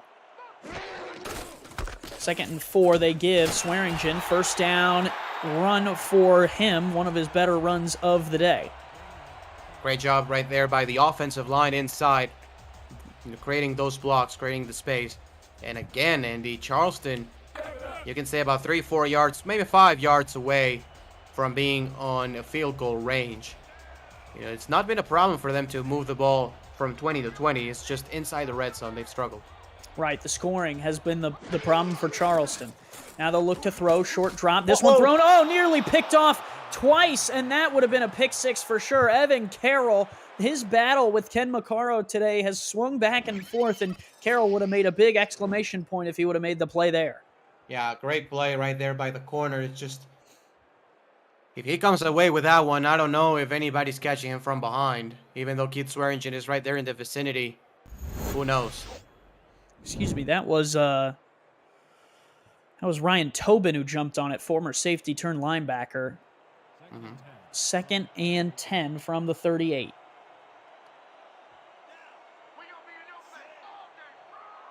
Will line up here on the left hash, and they are going to run it, and Swearingen not going very far there. Not at all. Not a good job by the offensive lineman. A really good job in space by the defensive line. But it's going to be 3rd and long, and Andy, you have to think whether they throw the ball deep to get the first down or they try to dump it short and at least getting field goal range. Look for the deep post route inside. 5 receivers wide here for Kentez Johnson. 33rd throw of the day, and he will take the shot deep down the middle, and it's caught. Ken Maccaro has got the catch down to the 18. That's an easy read by Kentez Johnson. Sorry, pre-snap. The safety was actually lurking in a very, very shallow area of the field, and there was nobody in the middle of the football field. Carroll there trailing him. Has had some trouble keeping up with him, has made some plays in the red zone, and now Charleston has entered the red zone down here to Florida's 18-yard line. 33 throws, 14 carries. They will give it on a 15th run. You are incorrect there, Ramos, and they'll only pick up 2. They should have gone for the deep out, it looks like. Probably. It's been a struggle here inside the 20-yard line here for Charleston. The situational football here inside the 20 has to get better. Now down under 3 minutes to go here in the 3rd quarter of play. 2nd and 8 for the Predators, and a free play for Kentez Johnson. He's going to fire it out. Swearingen with a little bit of room, and Swearingen stood up and dropped. They'll take the penalty. Yeah, they will. It's going to be 2nd and 3 coming up. Visit the SFL website at simulationfl.net for links to apparel from Sector 6 and SFL mini helmets from 97 Sports Promotions, plus features from our content team, including Swap Talk, Power Rankings, and many more feature series. See all the league records, team stats, player leaderboards, and the rankings for the next class of SFL talent, and so much more. Simulationfl.net, your home for everything SFL.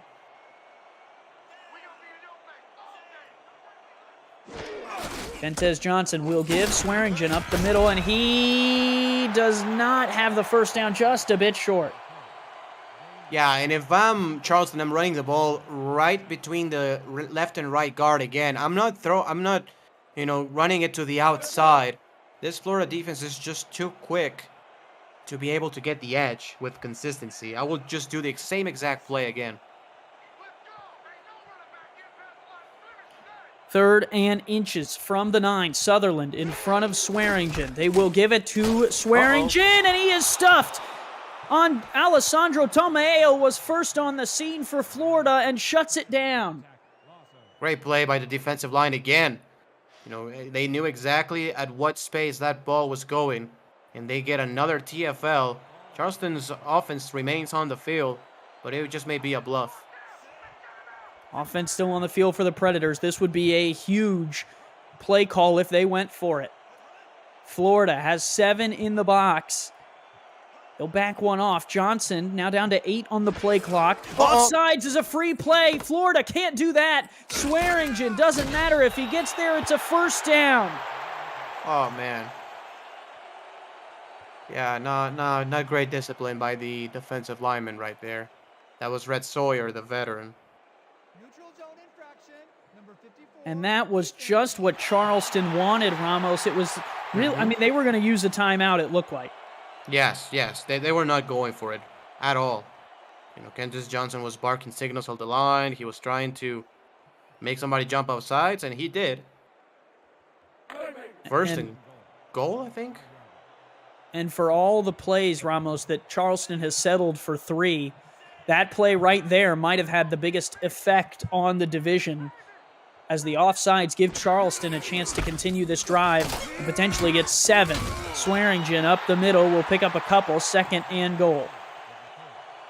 It's going to be interesting to see if Charleston decides to pass the ball here on 2nd down. Even if it's like a dump off or like a, pass to the flat or something, you still have 3rd down to work with. Now they just may run it here on the power eye. Goal line here for Florida. Sutherland in the backfield along with Swearingen. They'll give it. Swearingen left side, trying to stretch it out, not going to get there. 3rd and goal from the 3, but Ramos, we won't see that before the 4th quarter starts. 21-16, the division potentially to be decided here. Simulation Football League, Week 14 action on Next Level Sports. Don't go anywhere.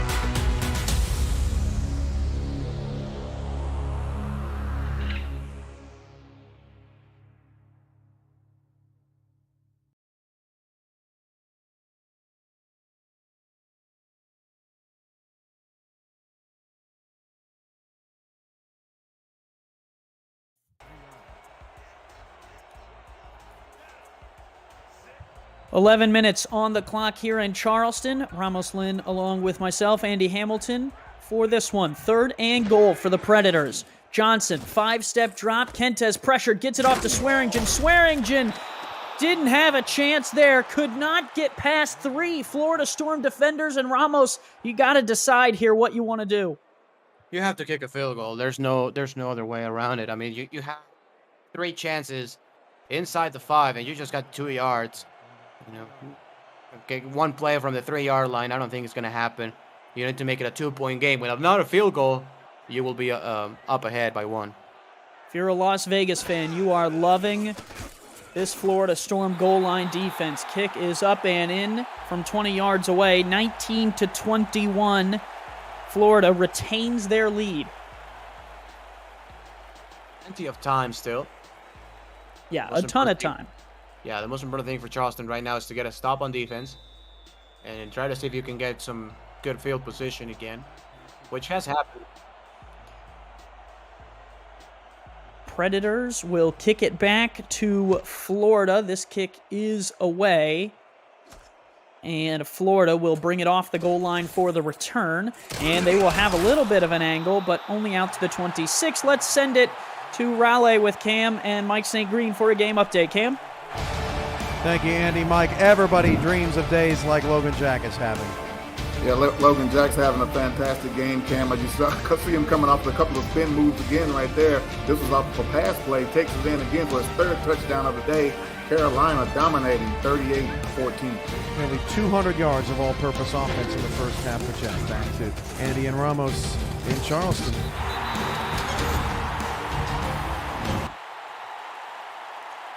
Back here in Charleston, that pass deflected will bring up 2nd and 10. Ramos, Charleston on offense controlled so much time of possession on that drive. Only were able to get 3, and they are, really playing 2 enemies here. They're playing Florida and the points they have on the board, but also the time and the clock to make sure they have enough time to get back in this game. Right now, not a factor, but maybe down the line.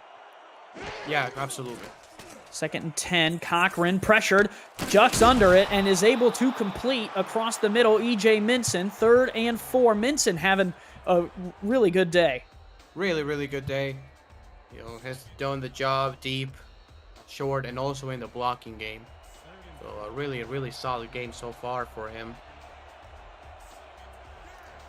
They would like to pick up this 3rd down and 4. Here, they look to throw it. They will fire. That is caught. Nice individual route from Stephen Bush to get open there. We have not seen much of Stephen Bush. That's only his 2nd grab of the day. And just right there on time, in between the zone, on the slant route. Really good play call. Florida trying to keep the ball moving down the field. Division on the line. They hanging on to a 2-point lead. If they could increase that lead, I'm sure the Storm faithful would love that. Here's the give up to J.W. Doyle with a carry. Will pick up 3 just to midfield. And Ramos, these are the type of drives right here with 9 minutes to go that are so important. Yeah, they are. If Florida can come away with a touchdown here and take about 4 minutes off the clock, that will be massive because they will be up by 2 possessions and under 5 minutes left in the game. Looking to throw. Pressure, and down goes Cochran. The short drop was not deep enough. Charleston brought the man right up the middle. That is Joseph Sabolka. Wow, unbelievable. Just manhandles one-on-one the center and gets Ron Cochran for a loss. That's exactly something that Charleston was desperately looking for, is just that pressure on the quarterback and making it a 3rd and very, very long. 3rd and 12. Ron Cochran, 17 of 24 today. You'd have to imagine he'll throw for the 25th time. Got 2 touchdowns, 2 interceptions, a 95 QBR. Leading receiver is Minson. Here is Cochran. Pressure coming. He won't get to throw it. He's dropped in the backfield. Charleston brought the heat. John Lally gets home. It's a sack again for Charleston. 2 in a row will force Florida to bring on Marcus Agrippa. And will really help Charleston in that field position battle. Because Marcus Agrippa from midfield can probably pin it deep inside the 10, inside the 5 maybe. but at the 37, the job is much, much difficult. Swing of the leg from Agrippa. Will flip it a little bit. Oh, nice move on the return. Still on his feet. A huge return for Charleston. Jay Taylor all the way out to the Charleston 45. The punt from Agrippa was ridiculous, but the return was even better. Yeah, absolutely. Just making that juke move. Really poor job tackling there by the special teams unit. And Jay Taylor has the ball at the 45-yard line. This Charleston offense, again, has been able to move the ball extremely well from 20 to 20. So they're only about 20 yards away from being in about, well, probably 25 from being in field goal range and taking the lead. Brechet has missed one today. Want to get him all the yardage you can. I'm sure if you're a Charleston fan, you'd love to see him just put it in the end zone. Swearingen trying to do it on this play. Down the left sideline, and he'll get to the 25. One huge carry from T. Swearingen starts this drive ablaze. I cannot overstate the job on the blocking on the outside by the wide receivers, actually, this time, as both Buchanan Simon, Skin Macaro, and also the fullback, Sutherland, make the blocks, able to spring the running back for a huge pickup of 29 yards. 20 carries for Keith Swearingen today, 34 passes for Johnson. The 35th throw of the day goes to Swearingen. Out of the backfield, he'll pick up a couple more. Ramos, they're in field goal range, and this is the difference in the ball game. Charleston down on this end of the field in the red zone has settled for plenty of field goals. Can they put the ball in the end zone this time? Yeah, it's a big question right there, isn't it? That was, by the way, Keith Swearingen's 10th reception of the day. He has to be pretty gassed by right now, to be absolutely fair. 30 attempts, both rushing and receiving. They'll give him, no, they'll throw it outside here. Ken Macaro, the outside grab, will move down to the 12, 1st and 10. Very important here for Charleston to protect the football, of course. You know, even if it's another field goal, it's not ideal, but even if it's that, you do get in the lead with about 6 minutes left in the game. Are in a good spot here. They have the opportunity to pick up the first down before they have to find the end zone. Strong eye spread look. They'll give it to Swearingen off this right side. Swearingen through a couple will bring up 2nd and 8. Yeah, and he's really tired. I will not be shocked if they pull Keith Swearingen for a play or two here in just a minute. And they rely on the passing to the receivers. I would like to see Lyric Da Vinci actually getting involved here in the red zone.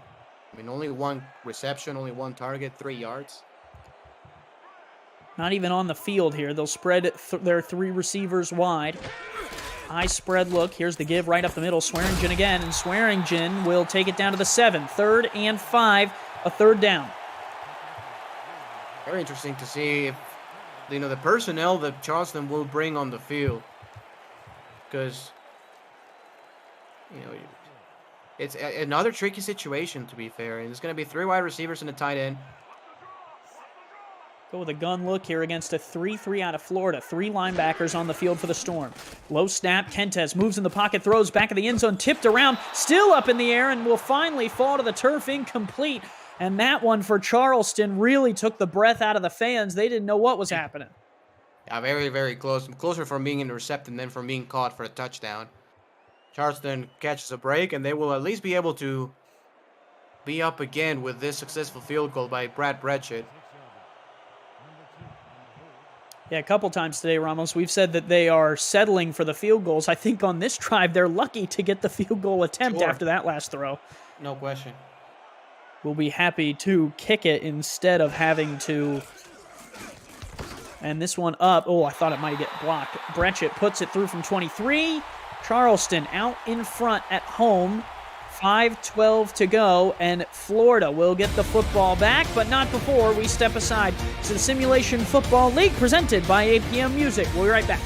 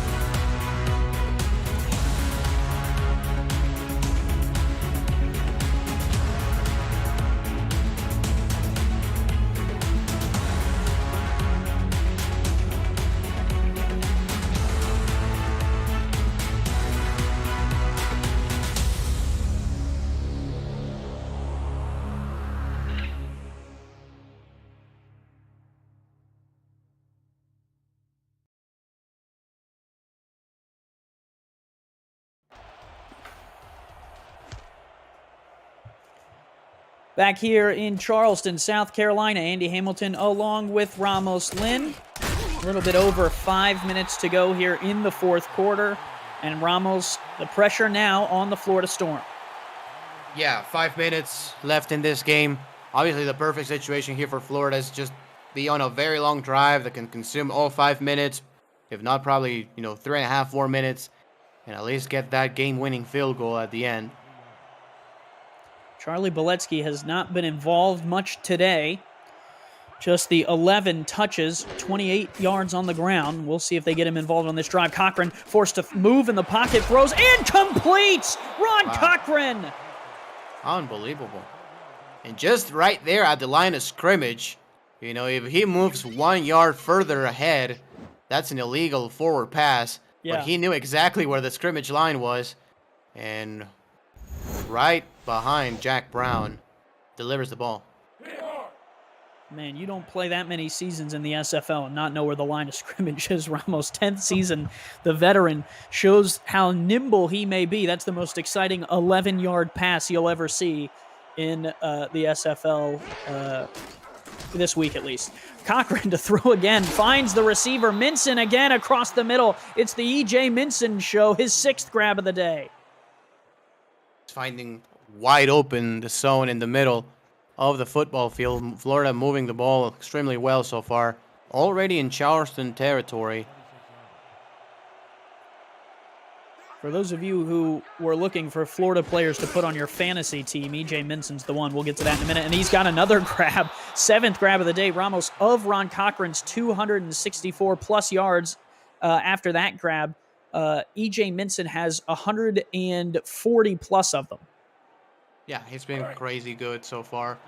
And the fact that he's been able to get so wide open so consistently is the most impressive thing of all. Look for the out route probably to the far side to Stephen Bush. Next leading receiver is Boletsky with 41. Cochran pressured. There is the out route, and there is the catch by Stephen Bush. Ramos, well done. Thank you. I appreciate it. Just getting the ball inside scoring position. As you can see on the replay, a ton of space between the corner and the receiver. And yeah, that's a good catch.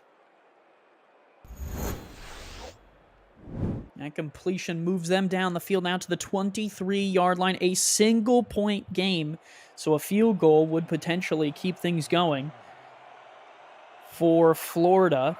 Storm trying to get back in the lead here. Ace quads look. Here's Cochran to throw. Fires across the middle. Caught. That is a first down and the first catch of the day for Pauly Truth. Been extremely quiet. He's been really good in run blocking so far. Being the number 2 tight end, normally you have that guy for blocking more than anything else, but he's really good when he can get those 2 or 3 catches in a game that can move the chains. Now in the red zone for Florida. Can Charleston come up with their own red zone stand with 3 minutes to go here in this game?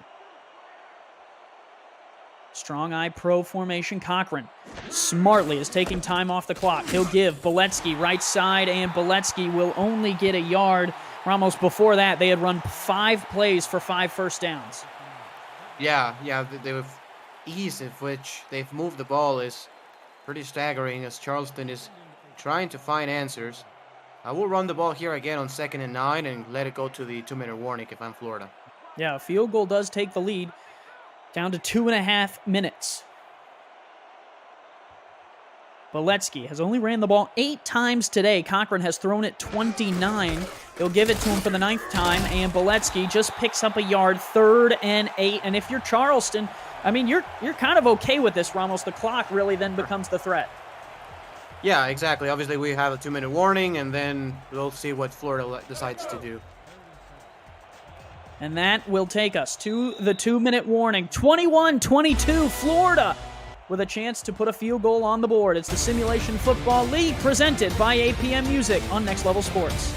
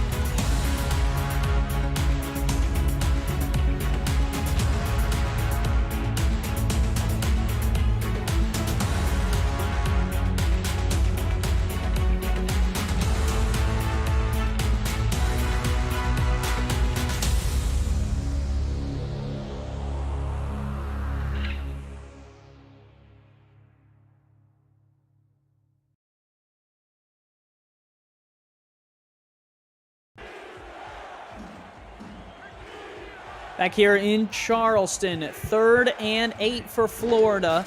And they will look to throw. Cochran on the play action, fires underneath, caught, and out of one, but not out of the second. Boletsky wastes a little bit more time. There's the timeout from Charleston. Ramos, I think both teams are okay with that. I do agree. Of course, Florida has a chance to get the lead here, up by 2, and Charleston will have plenty of time with 2 timeouts to try to put the ball in field goal range one more time. Snead on for the Florida Storm. 5th-year man, 6 foot, 185. Ball will be on the left hash. Hold down, kick up, and the chip shot field goal from 23 is good. Ethan Snead will give Florida the lead again. 97% in his career, and he's able to make that one.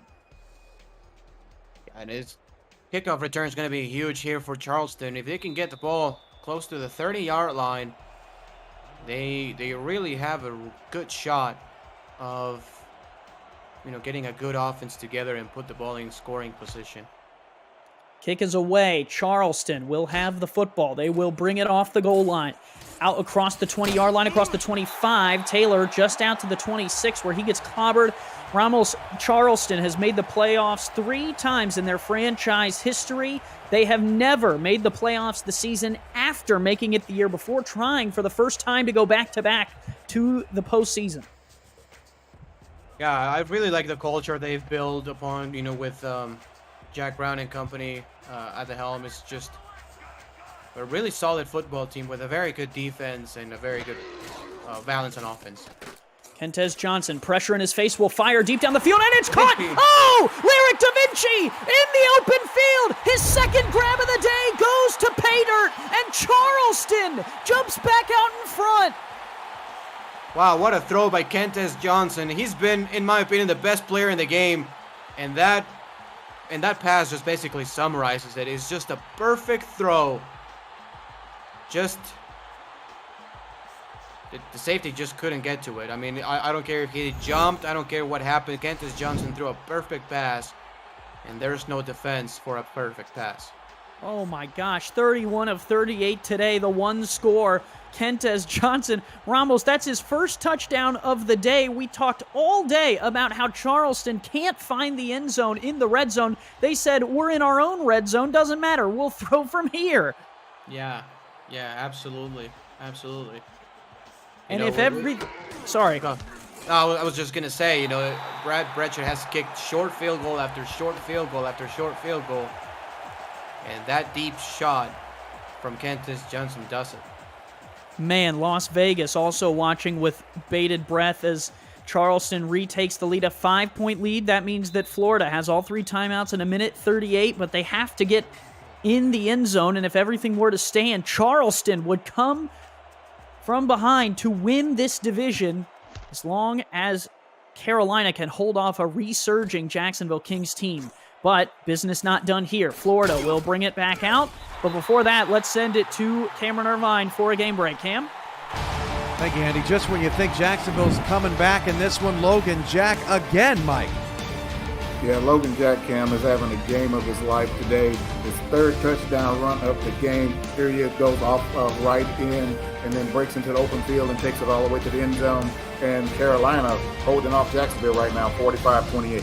Bonus coverage of that game and a wild card round preview coming up on Post. Thanks, Cam. Back here in Charleston, Ramos, Florida. Minute 29, all 3 timeouts. They have all the weapons. They do. They have plenty of time, 89 seconds to work with, 3 timeouts, and they have E.J. Minson, who's averaging 21 yards per catch in this game. Yeah, will it be Minson who has both scores for Florida via the air, or will it be another one of their weapons? We'll see what Storm and Ron Cochran have up their sleeve. He's thrown it 31 times. Now his 32nd throw of the game will go outside. Stephen Bush caught and almost ran over his head coach. Yeah, his teammate just able to catch him on the sideline. But I really like the play call here for the Storm. It's a quick out to the outside, get a first down, stop the clock, so you can still have those 3 timeouts. Yeah, that really kind of the perfect play for Florida. Had a combination of all the things they'd like. New set of downs here at the 33. Cochran, short drop, throws across the middle, lays out for it, and got it. Stephen Bush down to the 47. Yeah, you do one more play here. If you get tackled in bounds, you'll call a timeout. Cochran, 5-step drop, fires outside. That is caught and steps out of bounds. Does Beletsky right at the line of scrimmage. No gain. Yeah, 2nd and 10. You know, he had a chance to get at least probably 5-6 yards on that one. And he ran out of bounds. He just ran out of room here. 2nd and 10 coming up. It's going to be another passing situation, of course. You really cannot afford to run the football here in this situation. 4 receivers wide. Ron Cochran in the shotgun has completed 79% of his passes today. Looking to throw again. Will fire outside. There is a catch for E.J. Minson. Makes it 3rd and 5. Division on the line. Yeah, not a bad play call. E.J. Minson just couldn't turn the corner. 3rd and 5. Man, what do you do? I mean, weirdly enough, it's a situation where you can actually afford to run the ball right now, because it's 4th down territory either way, and you still have all 3 timeouts, but they're going to pass. Look for probably J.W. Doyle inside. Either him or the deep corner out. From the 48, play action for Ron. Blitz coming, fires across the middle. That is caught. Oh, in double traffic. The catch is made by Doyle. Yeah, and they're going to try it again, but look for the deep post route here to Blackwell. Time running off the clock, down to 50 seconds. Cochran, play action again. Stands, throws towards the out of bounds, tipped up, and picked off! Intercepted for Charleston! Maybe the play of the season! And who else but the former Storm member, Eric Hammer, that may have just given the Predators the division! And some toe drag swag here for the linebackers, just keeping both feet in bounds. And Charleston is just 1 first down away. You know, remember, Florida still has all 3 timeouts, so it's not over until Charleston can get that first down. If that is the play of the game, Florida has got to be shocked. Eric Hammer has been the thorn in their side all day after leaving the team in free agency to come over to Charleston. Swearingen moves off the left side. He'll pick up 4. It's just crazy, isn't it? Brad Bretschett basically puts all the points, a former Storm player. And Eric Hammer probably seals it. Man, this league sometimes writes its own stories, and with everyone being a free agent after 1 season, this is the opportunity that these players have been waiting all year for. They had Florida circled on the schedule when the schedules came out, and with the Atlantic Division on the line, they made the plays that they needed to play. Here is Swearingen. There is the first down, and Charleston may just be headed to the playoffs with the Atlantic Division crown, Ramos. Just that's the definition of a backdoor championship of a division right there. You know, they had a couple things going their way. Carolina hadn't beat Jacksonville in forever in 3 days, and just playing a great game. Like, all kudos go to Charleston. I mean, Kentis Johnson was incredible. Keith Swearingen made the plays when he had to, and the defense really stepped up when they had to. Lyric Da Vinci on the touchdown deep. Remember, coming up on the 8 p.m. Music post-game update, if time allows, we will send you out to Raleigh for bonus coverage of the Kings and Skyhawks. Plus, Cameron Irvine and Mike St. Green will have your first look at the wild card matchups with the SFL's 18th regular season wrapped up. It's all coming up on the post-game update.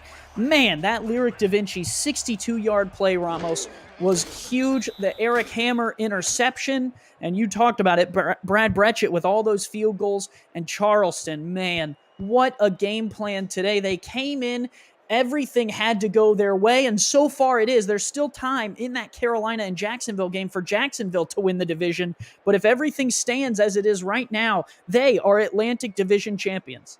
Yes, they are, and Kentis Johnson, you know, he didn't get 5-6 touchdowns on the board, but the important thing is that his completion percentage was high. He made the most important throw of the game when he needed to Lyric Da Vinci, and he threw no interceptions. Charleston escapes with the victory. They now are 2-0 over Florida in the last 2 meetings. What a huge win at home for the Predators, 29-24, to send them to the playoffs and potentially with the Atlantic Division crown. All they need is for Carolina to hold on to that 10-point lead. Ramos, what a day here in South Carolina. Yeah, what a day indeed. The Charleston Predators have been a franchise that's been up and down for several years. As you said, they have never made the playoffs in back-to-back seasons. And with a chance of getting the division crown and hosting playoff games could give them a good benefit and get a good edge in the playoffs. Really a great day from Kentez Johnson. Comes into this team in week 7, Ramos. That's so hard to do for a quarterback. Learn the playbook, get integrated with the players. They do so, and he's able to lead them today to the win that they need to keep their season alive. Yeah, it's at the most difficult position for sure, because you're the leader, you're the captain, you call the shots, you throw the ball to whoever you deem is open. It's just difficult to do. It's not being a plug and play, let's say kicker, for example. You just, whatever it is, you just kick the ball through the uprights. It's just learning a new offense, learning your teammates, timing routes. It's just not easy to do, and that's the best play of the game. Well, I disagree, Ramos. I'm going to say the Eric Hammer interception. He leaves Florida in the offseason, comes over to Charleston, tries to move the momentum to the Predators in the Atlantic, and this play here off the deflection to seal the victory for his new team over his old team. Man, what a storyline. Yeah, absolutely. Player of the game for me is Kentez Johnson. I would tend to agree with you. They will give it to Kentez Johnson, the quarterback. Huge day, and now we'll send it to bonus coverage between Jacksonville and Carolina. Let's send it over to our crew over there in Raleigh.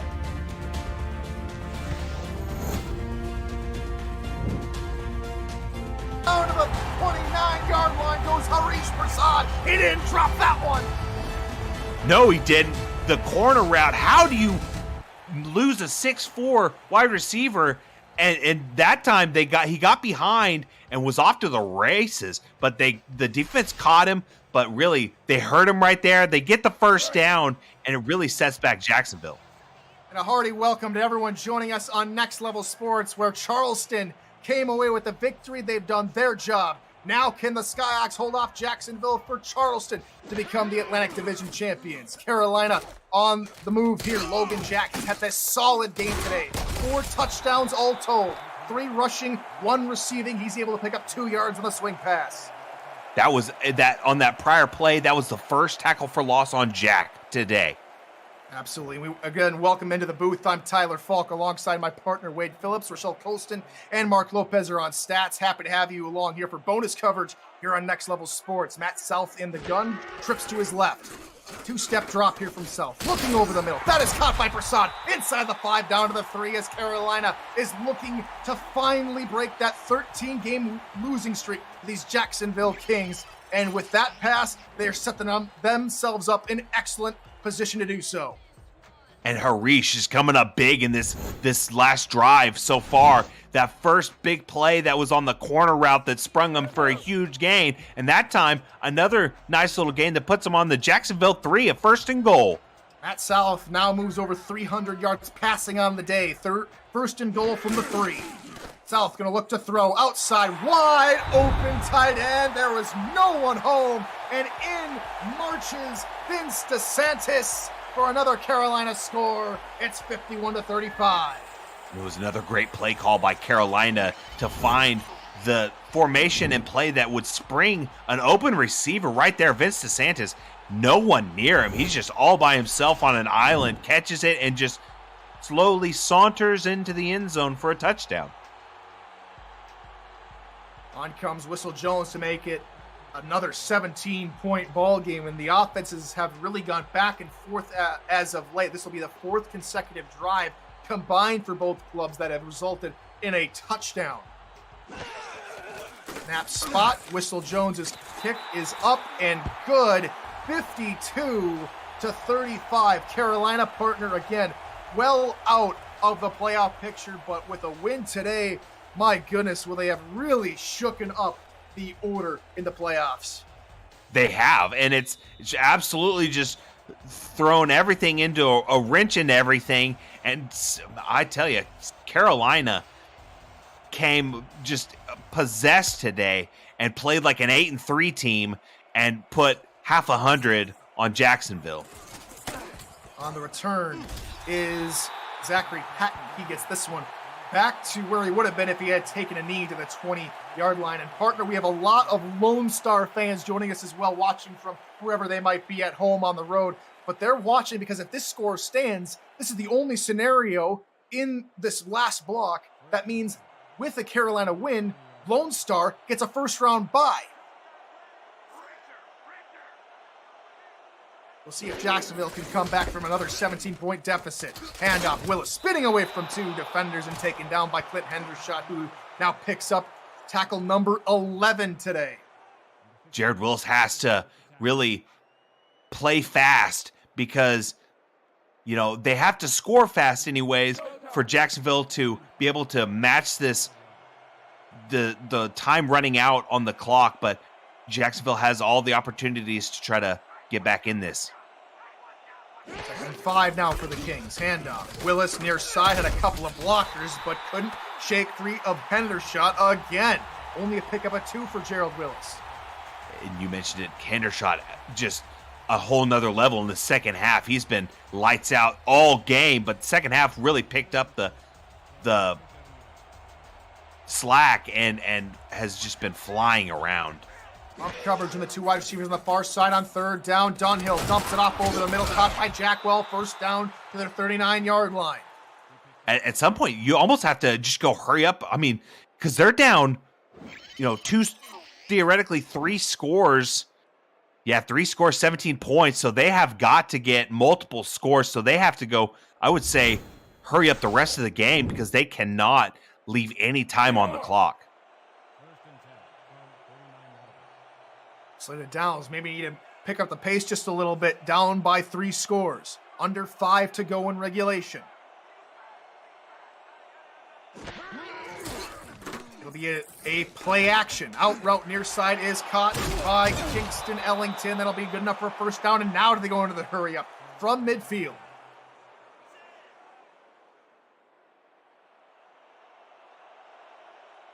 Dunhill waits for everybody to get set. Now decides to hike it. Little dump off over the middle. Caught by Grayson Willis. That's a pickup of about 7. Back to the hurry up they go from the 42 of Carolina.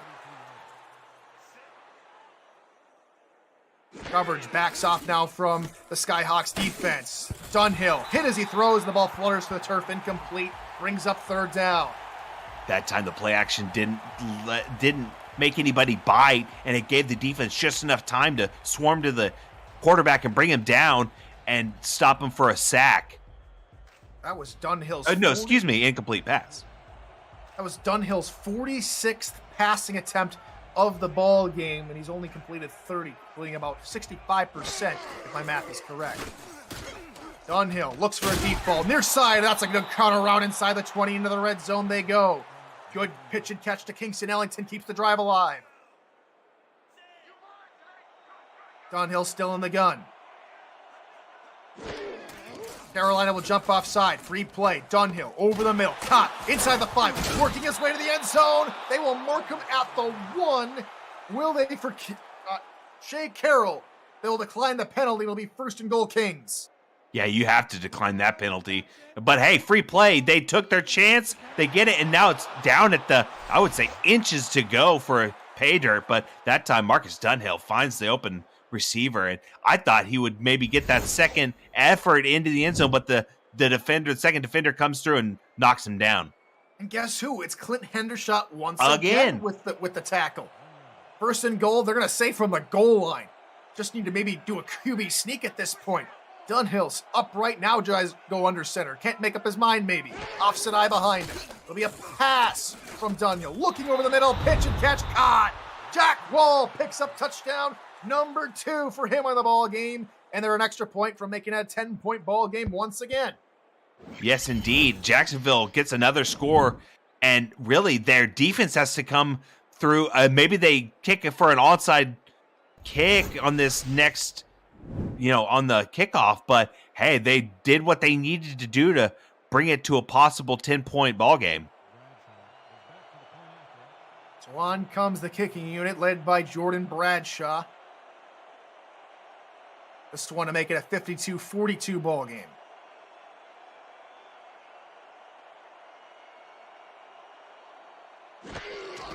Snap spot, kick is up, and it is good. It's back to a 10-point ball game, partner. Not a whole lot separating these two teams after Jacksonville has really come out of their shoes here in the second half to really bring the game back within touching distance. Yeah, and this has been just an absolutely wild second half. This stat, courtesy of Mark Lopez, besides the block punt, all drives in this half have ended in a touchdown. Jacksonville going to try and go for an onside kick here. Ball has to go at least past the 40. They do touch it, but they do end up falling on it. Do the Carolina Skyhawks, my apologies. And the Skyhawks will take over at Jacksonville's 40. And they need Carolina. Shoo. They did their job right there on the hands team did it, got the ball, and now they have to just run this clock out. They cannot pass it hardly at all. They definitely have had the better running back of the two, though Jared Willis has performed admirably. Logan Jack closing in on 200 rushing yards, will gain 0 there. It'll be 2nd and 10. Coverage of the Simulation Football League on Next Level Sports continues Saturday, April 23rd with the start of the SFL playoffs at 2:30 p.m. Eastern. At the conclusion of today's games, next weekend's wildcard matchups will be revealed, so stay tuned. Visit NLSE.com to find Next Level Sports in your neck of the woods.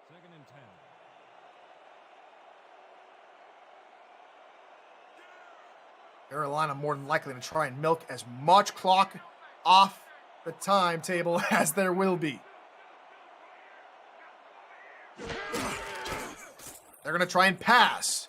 Logan Jack to the left side. No one in front of him. He's able to pick up a monster gain to the 22. Definitely in field goal range. He's eventually knocked out of bounds. And Logan Jack is doing to Jacksonville what Jacksonville did to Tulsa whenever we played them. Really, they're getting that swing pass, a screen pass out there to Logan Jack, and he is just running all over this Jack defense.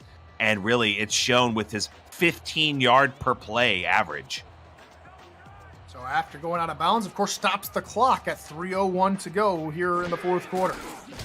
South goes for a little dump off over the middle, sneaking backwards, which will result in no gain for the tight end, Tony Zoma, who had a brilliant touchdown earlier in the ball game, partner. He did. Absolutely brilliant and got them even closer to victory.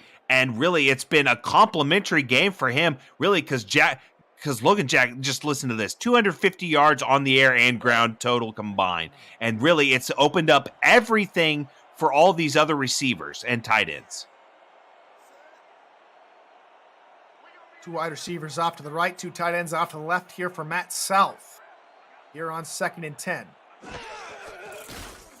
Still sitting on that 4-minute break. For Jack, who's able to get away from one that is clobbered at the 15-yard line by Connor Darien. That will take us to the 2-minute warning. Carolina trying to put away Jacksonville for the first time since August of 2016. You're watching the SFL on Next Level Sports, presented by APM Music.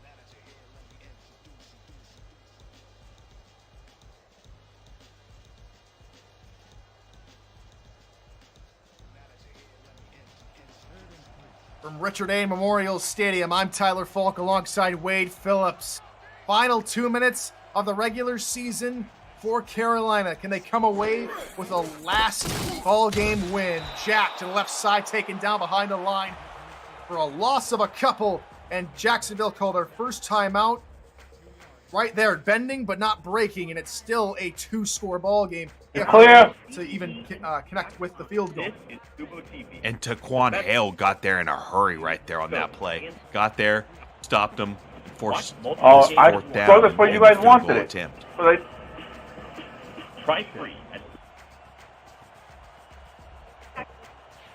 This one will be a 33-yard attempt from the left hash for Whistle Jones. Split this break. Snap spot kick is on its way. It is up and it is. Well, this was good supposed to be a from 4-minute break. I 34, can and it's cut back out up after to 2 and then go back to you and Skyhawks. try to fill in the last and kill those And 2 that just breaks puts it or even fill them in the last further away for break. Jacksonville. That makes it 13 points, so that obviously still stays 2-possession game, but at the All right. same time, So I'm going to come back to you in puts it 55 even further seconds. out of reach You for either tell me if you Jacksonville. want See if they can the last put 2 minutes.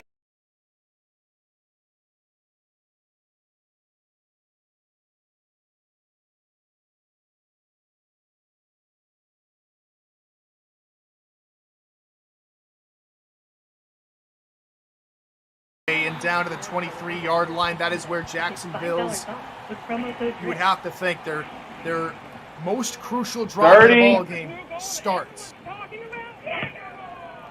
It does, and it's not a very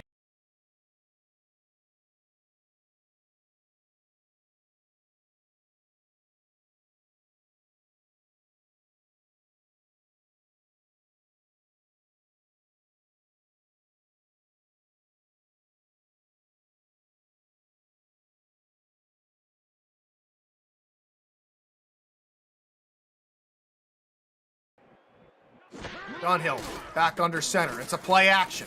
Pressure coming for the outside. He escapes one. Dumps off over the middle to Jared Willis. Picks up about 4, maybe 5 yards. 3rd and 1. Wide receivers hustling back to the line of scrimmage. Jacksonville not wanting to use any timeouts just yet. Dunhill, right side, caught. First down, Kingston Ellington to the 38-yard line. Kings on the move. clock continues to go. Another play action. Dunhill looking again for a short underneath route for Jared Willis. That's only going to pick up 4 yards. These nickel and dime plays not working a whole lot for a 2-minute drill drive. Under a minute to go here in season 18's regular season. Dunhill again for Jared Willis out of the backfield. Can't get out of the tackle. Short of the marker. 3rd and 2 upcoming. They've got to stop the clock somehow. Under 40 seconds now. Dunhill, under pressure, gets it off. First down again, shoving up a tackle is Jack Wallen, wisely escaping to the out-of-bounds marker. First down, now inside Carolina territory at the 47. Ooh, and all those yards and all those seconds off the clock, it is hurting them. But Jacksonville slowly, actually not so slowly anymore, running out of time. 1st and 10 for the 47, only 35 seconds to go here in regulation, down by 2 scores. 2-step drop here from Dunhill. Again, they'll just dump it off for Willis, who spins away from 2 defenders. Make that 3-pointer shot, levels Jared Willis for a pickup of 7. Jacksonville call their second timeout with 29 seconds to go.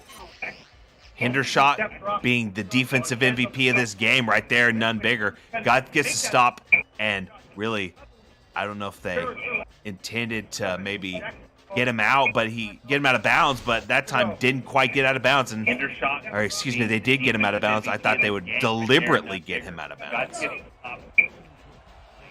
Take a look at the numbers. 5 passing touchdowns, 358 yards there for Marcus Dunhill. Does have 2 interceptions, but all those numbers have not been able to surpass the Skyhawks today.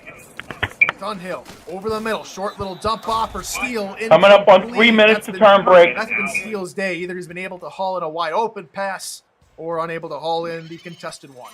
Indeed. And you mentioned Dunhill's day so far, and really those 2 interceptions were huge because Carolina's offense scored off of them, and that's 14 points. So that's your lead right there. 26 seconds to go. Carolina needs maybe just 1 or 2 more stops. Jacksonville, you would think, would need to have to get a touchdown in the next 1 or 2 plays to maybe not take up a whole lot of time. 3 wide receivers, Dunhill under center. It's a 2-step drop. He steps up, rolls, and fires. It is caught by Kingston Ellington near the sideline. They'll rue it a completed pass, and he's out of bounds, which stops the clock at 22 seconds. Yeah, they got it. They got the crucial first down, and even more crucial, they got out of bounds. So they continue to drive, and really 22 seconds quite a bit of time when you're in this league. Bunch set to the right of Marcus Dunhill. 1st and 10.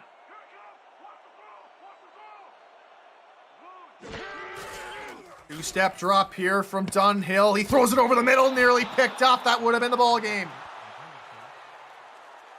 Yep, that would have put it right out of reach, but hey, they still have a life, although not much time to do much of anything. That was Mark Martin, who already has an interception today. 1 of 2 thrown by Marcus Dunhill. Daniel Valentine with the other one earlier in the ball game. 2nd and 10 now here for the Kings.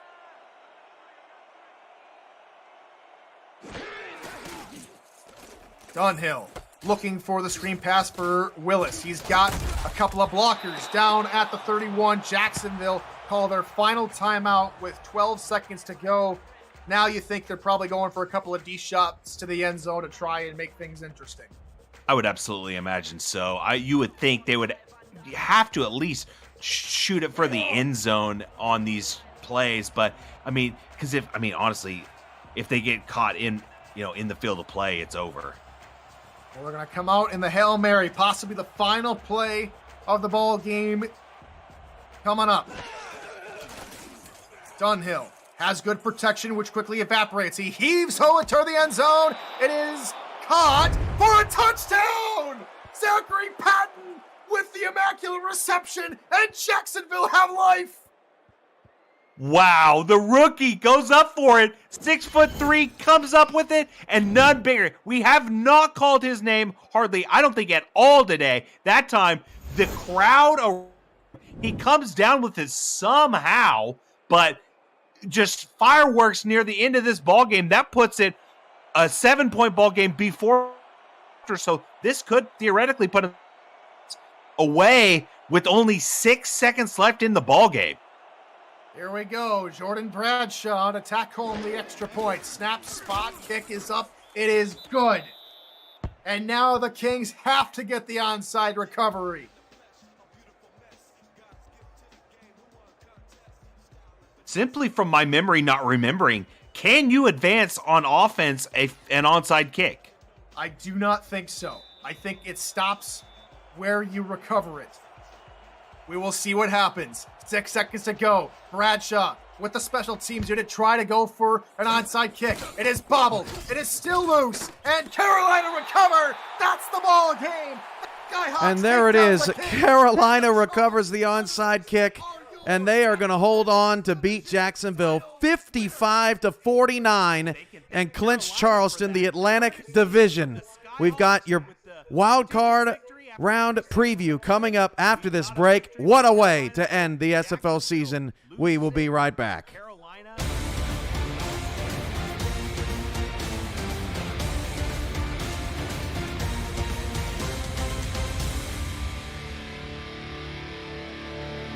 No, we've got a 2. I need.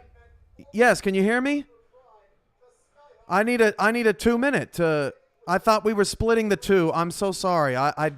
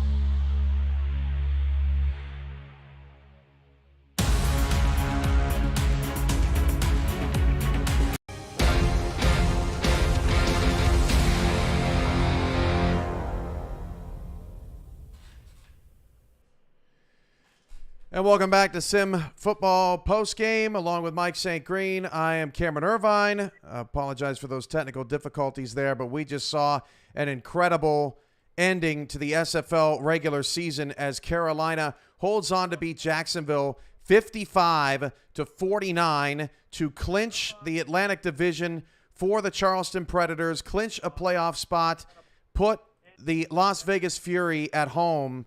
And it's just an incredible way to end the SFL regular season. Chaotic, but incredible. Yeah, Cam, 144 games in the books. And, man, what a better way, no better way to end it than the way that we just ended it. And just to speak on Carolina very quickly, these guys, the first 6 games of the season, 5 out of the first 6 games, they scored over 30-plus points. And we saw the type of offense that these guys can display. And we also saw the reason why these guys also have 8 losses on the season. Man, they struggled defensively as well. So, but, great game for them today. And definitely kudos and credit and congratulations go out to the Charleston Predators winning the Atlantic Division. So, Mike, here is our first look at the bracket as we look at the first round for next week. We're going to just take a quick second to double-check this as it was all happening in a flurry at the end. But, yes, it will be Sioux Falls hosting Florida. Charleston will host Mexico City. London will host Jacksonville. And Tulsa will host D.C. next week. And it all starts in London on Saturday. All these games will be on Next Level Sports. And Mike, quickly give the people what you're most looking forward to. As you can see, the top 4 seeds getting a bye. Lone Star getting the bye in the final seconds of the season. Yeah, a lot of intriguing matchups right there, Cam. Florida and Sioux Falls, a couple of teams that know a lot of success, a couple of teams that won championships and been in championship games before. So that's going to be a very intriguing matchup there. Sioux Falls, bouncing back with an incredible season to make the playoffs and win the division out west. And that Tulsa DC matchup is going to be extremely intriguing matchup as well. DC making it, both teams making it back to the playoff for the first time in a long while. That's going to be an intriguing matchup. 2 star running backs in that game to look forward to, and 2 intriguing offenses and defenses in that game as well. So those 2 games stand out to me. I'm looking forward to both of them. And you're looking at that right. That is not a typo. That is 8 7-5 teams. All of the wild card teams are 7-5 for the first time in league history. Not a single team at 6-6 makes the playoffs. That is a look at the matchups. And Mike, we will see. Come back to me, Mike. We will see the rest of our audience next week. SFL doubleheader on NXT starting Saturday, then continuing Sunday with the wild card round. Thank you all for joining us today on a wild day to end the SFL's 18th regular season. We'll see you back here next weekend.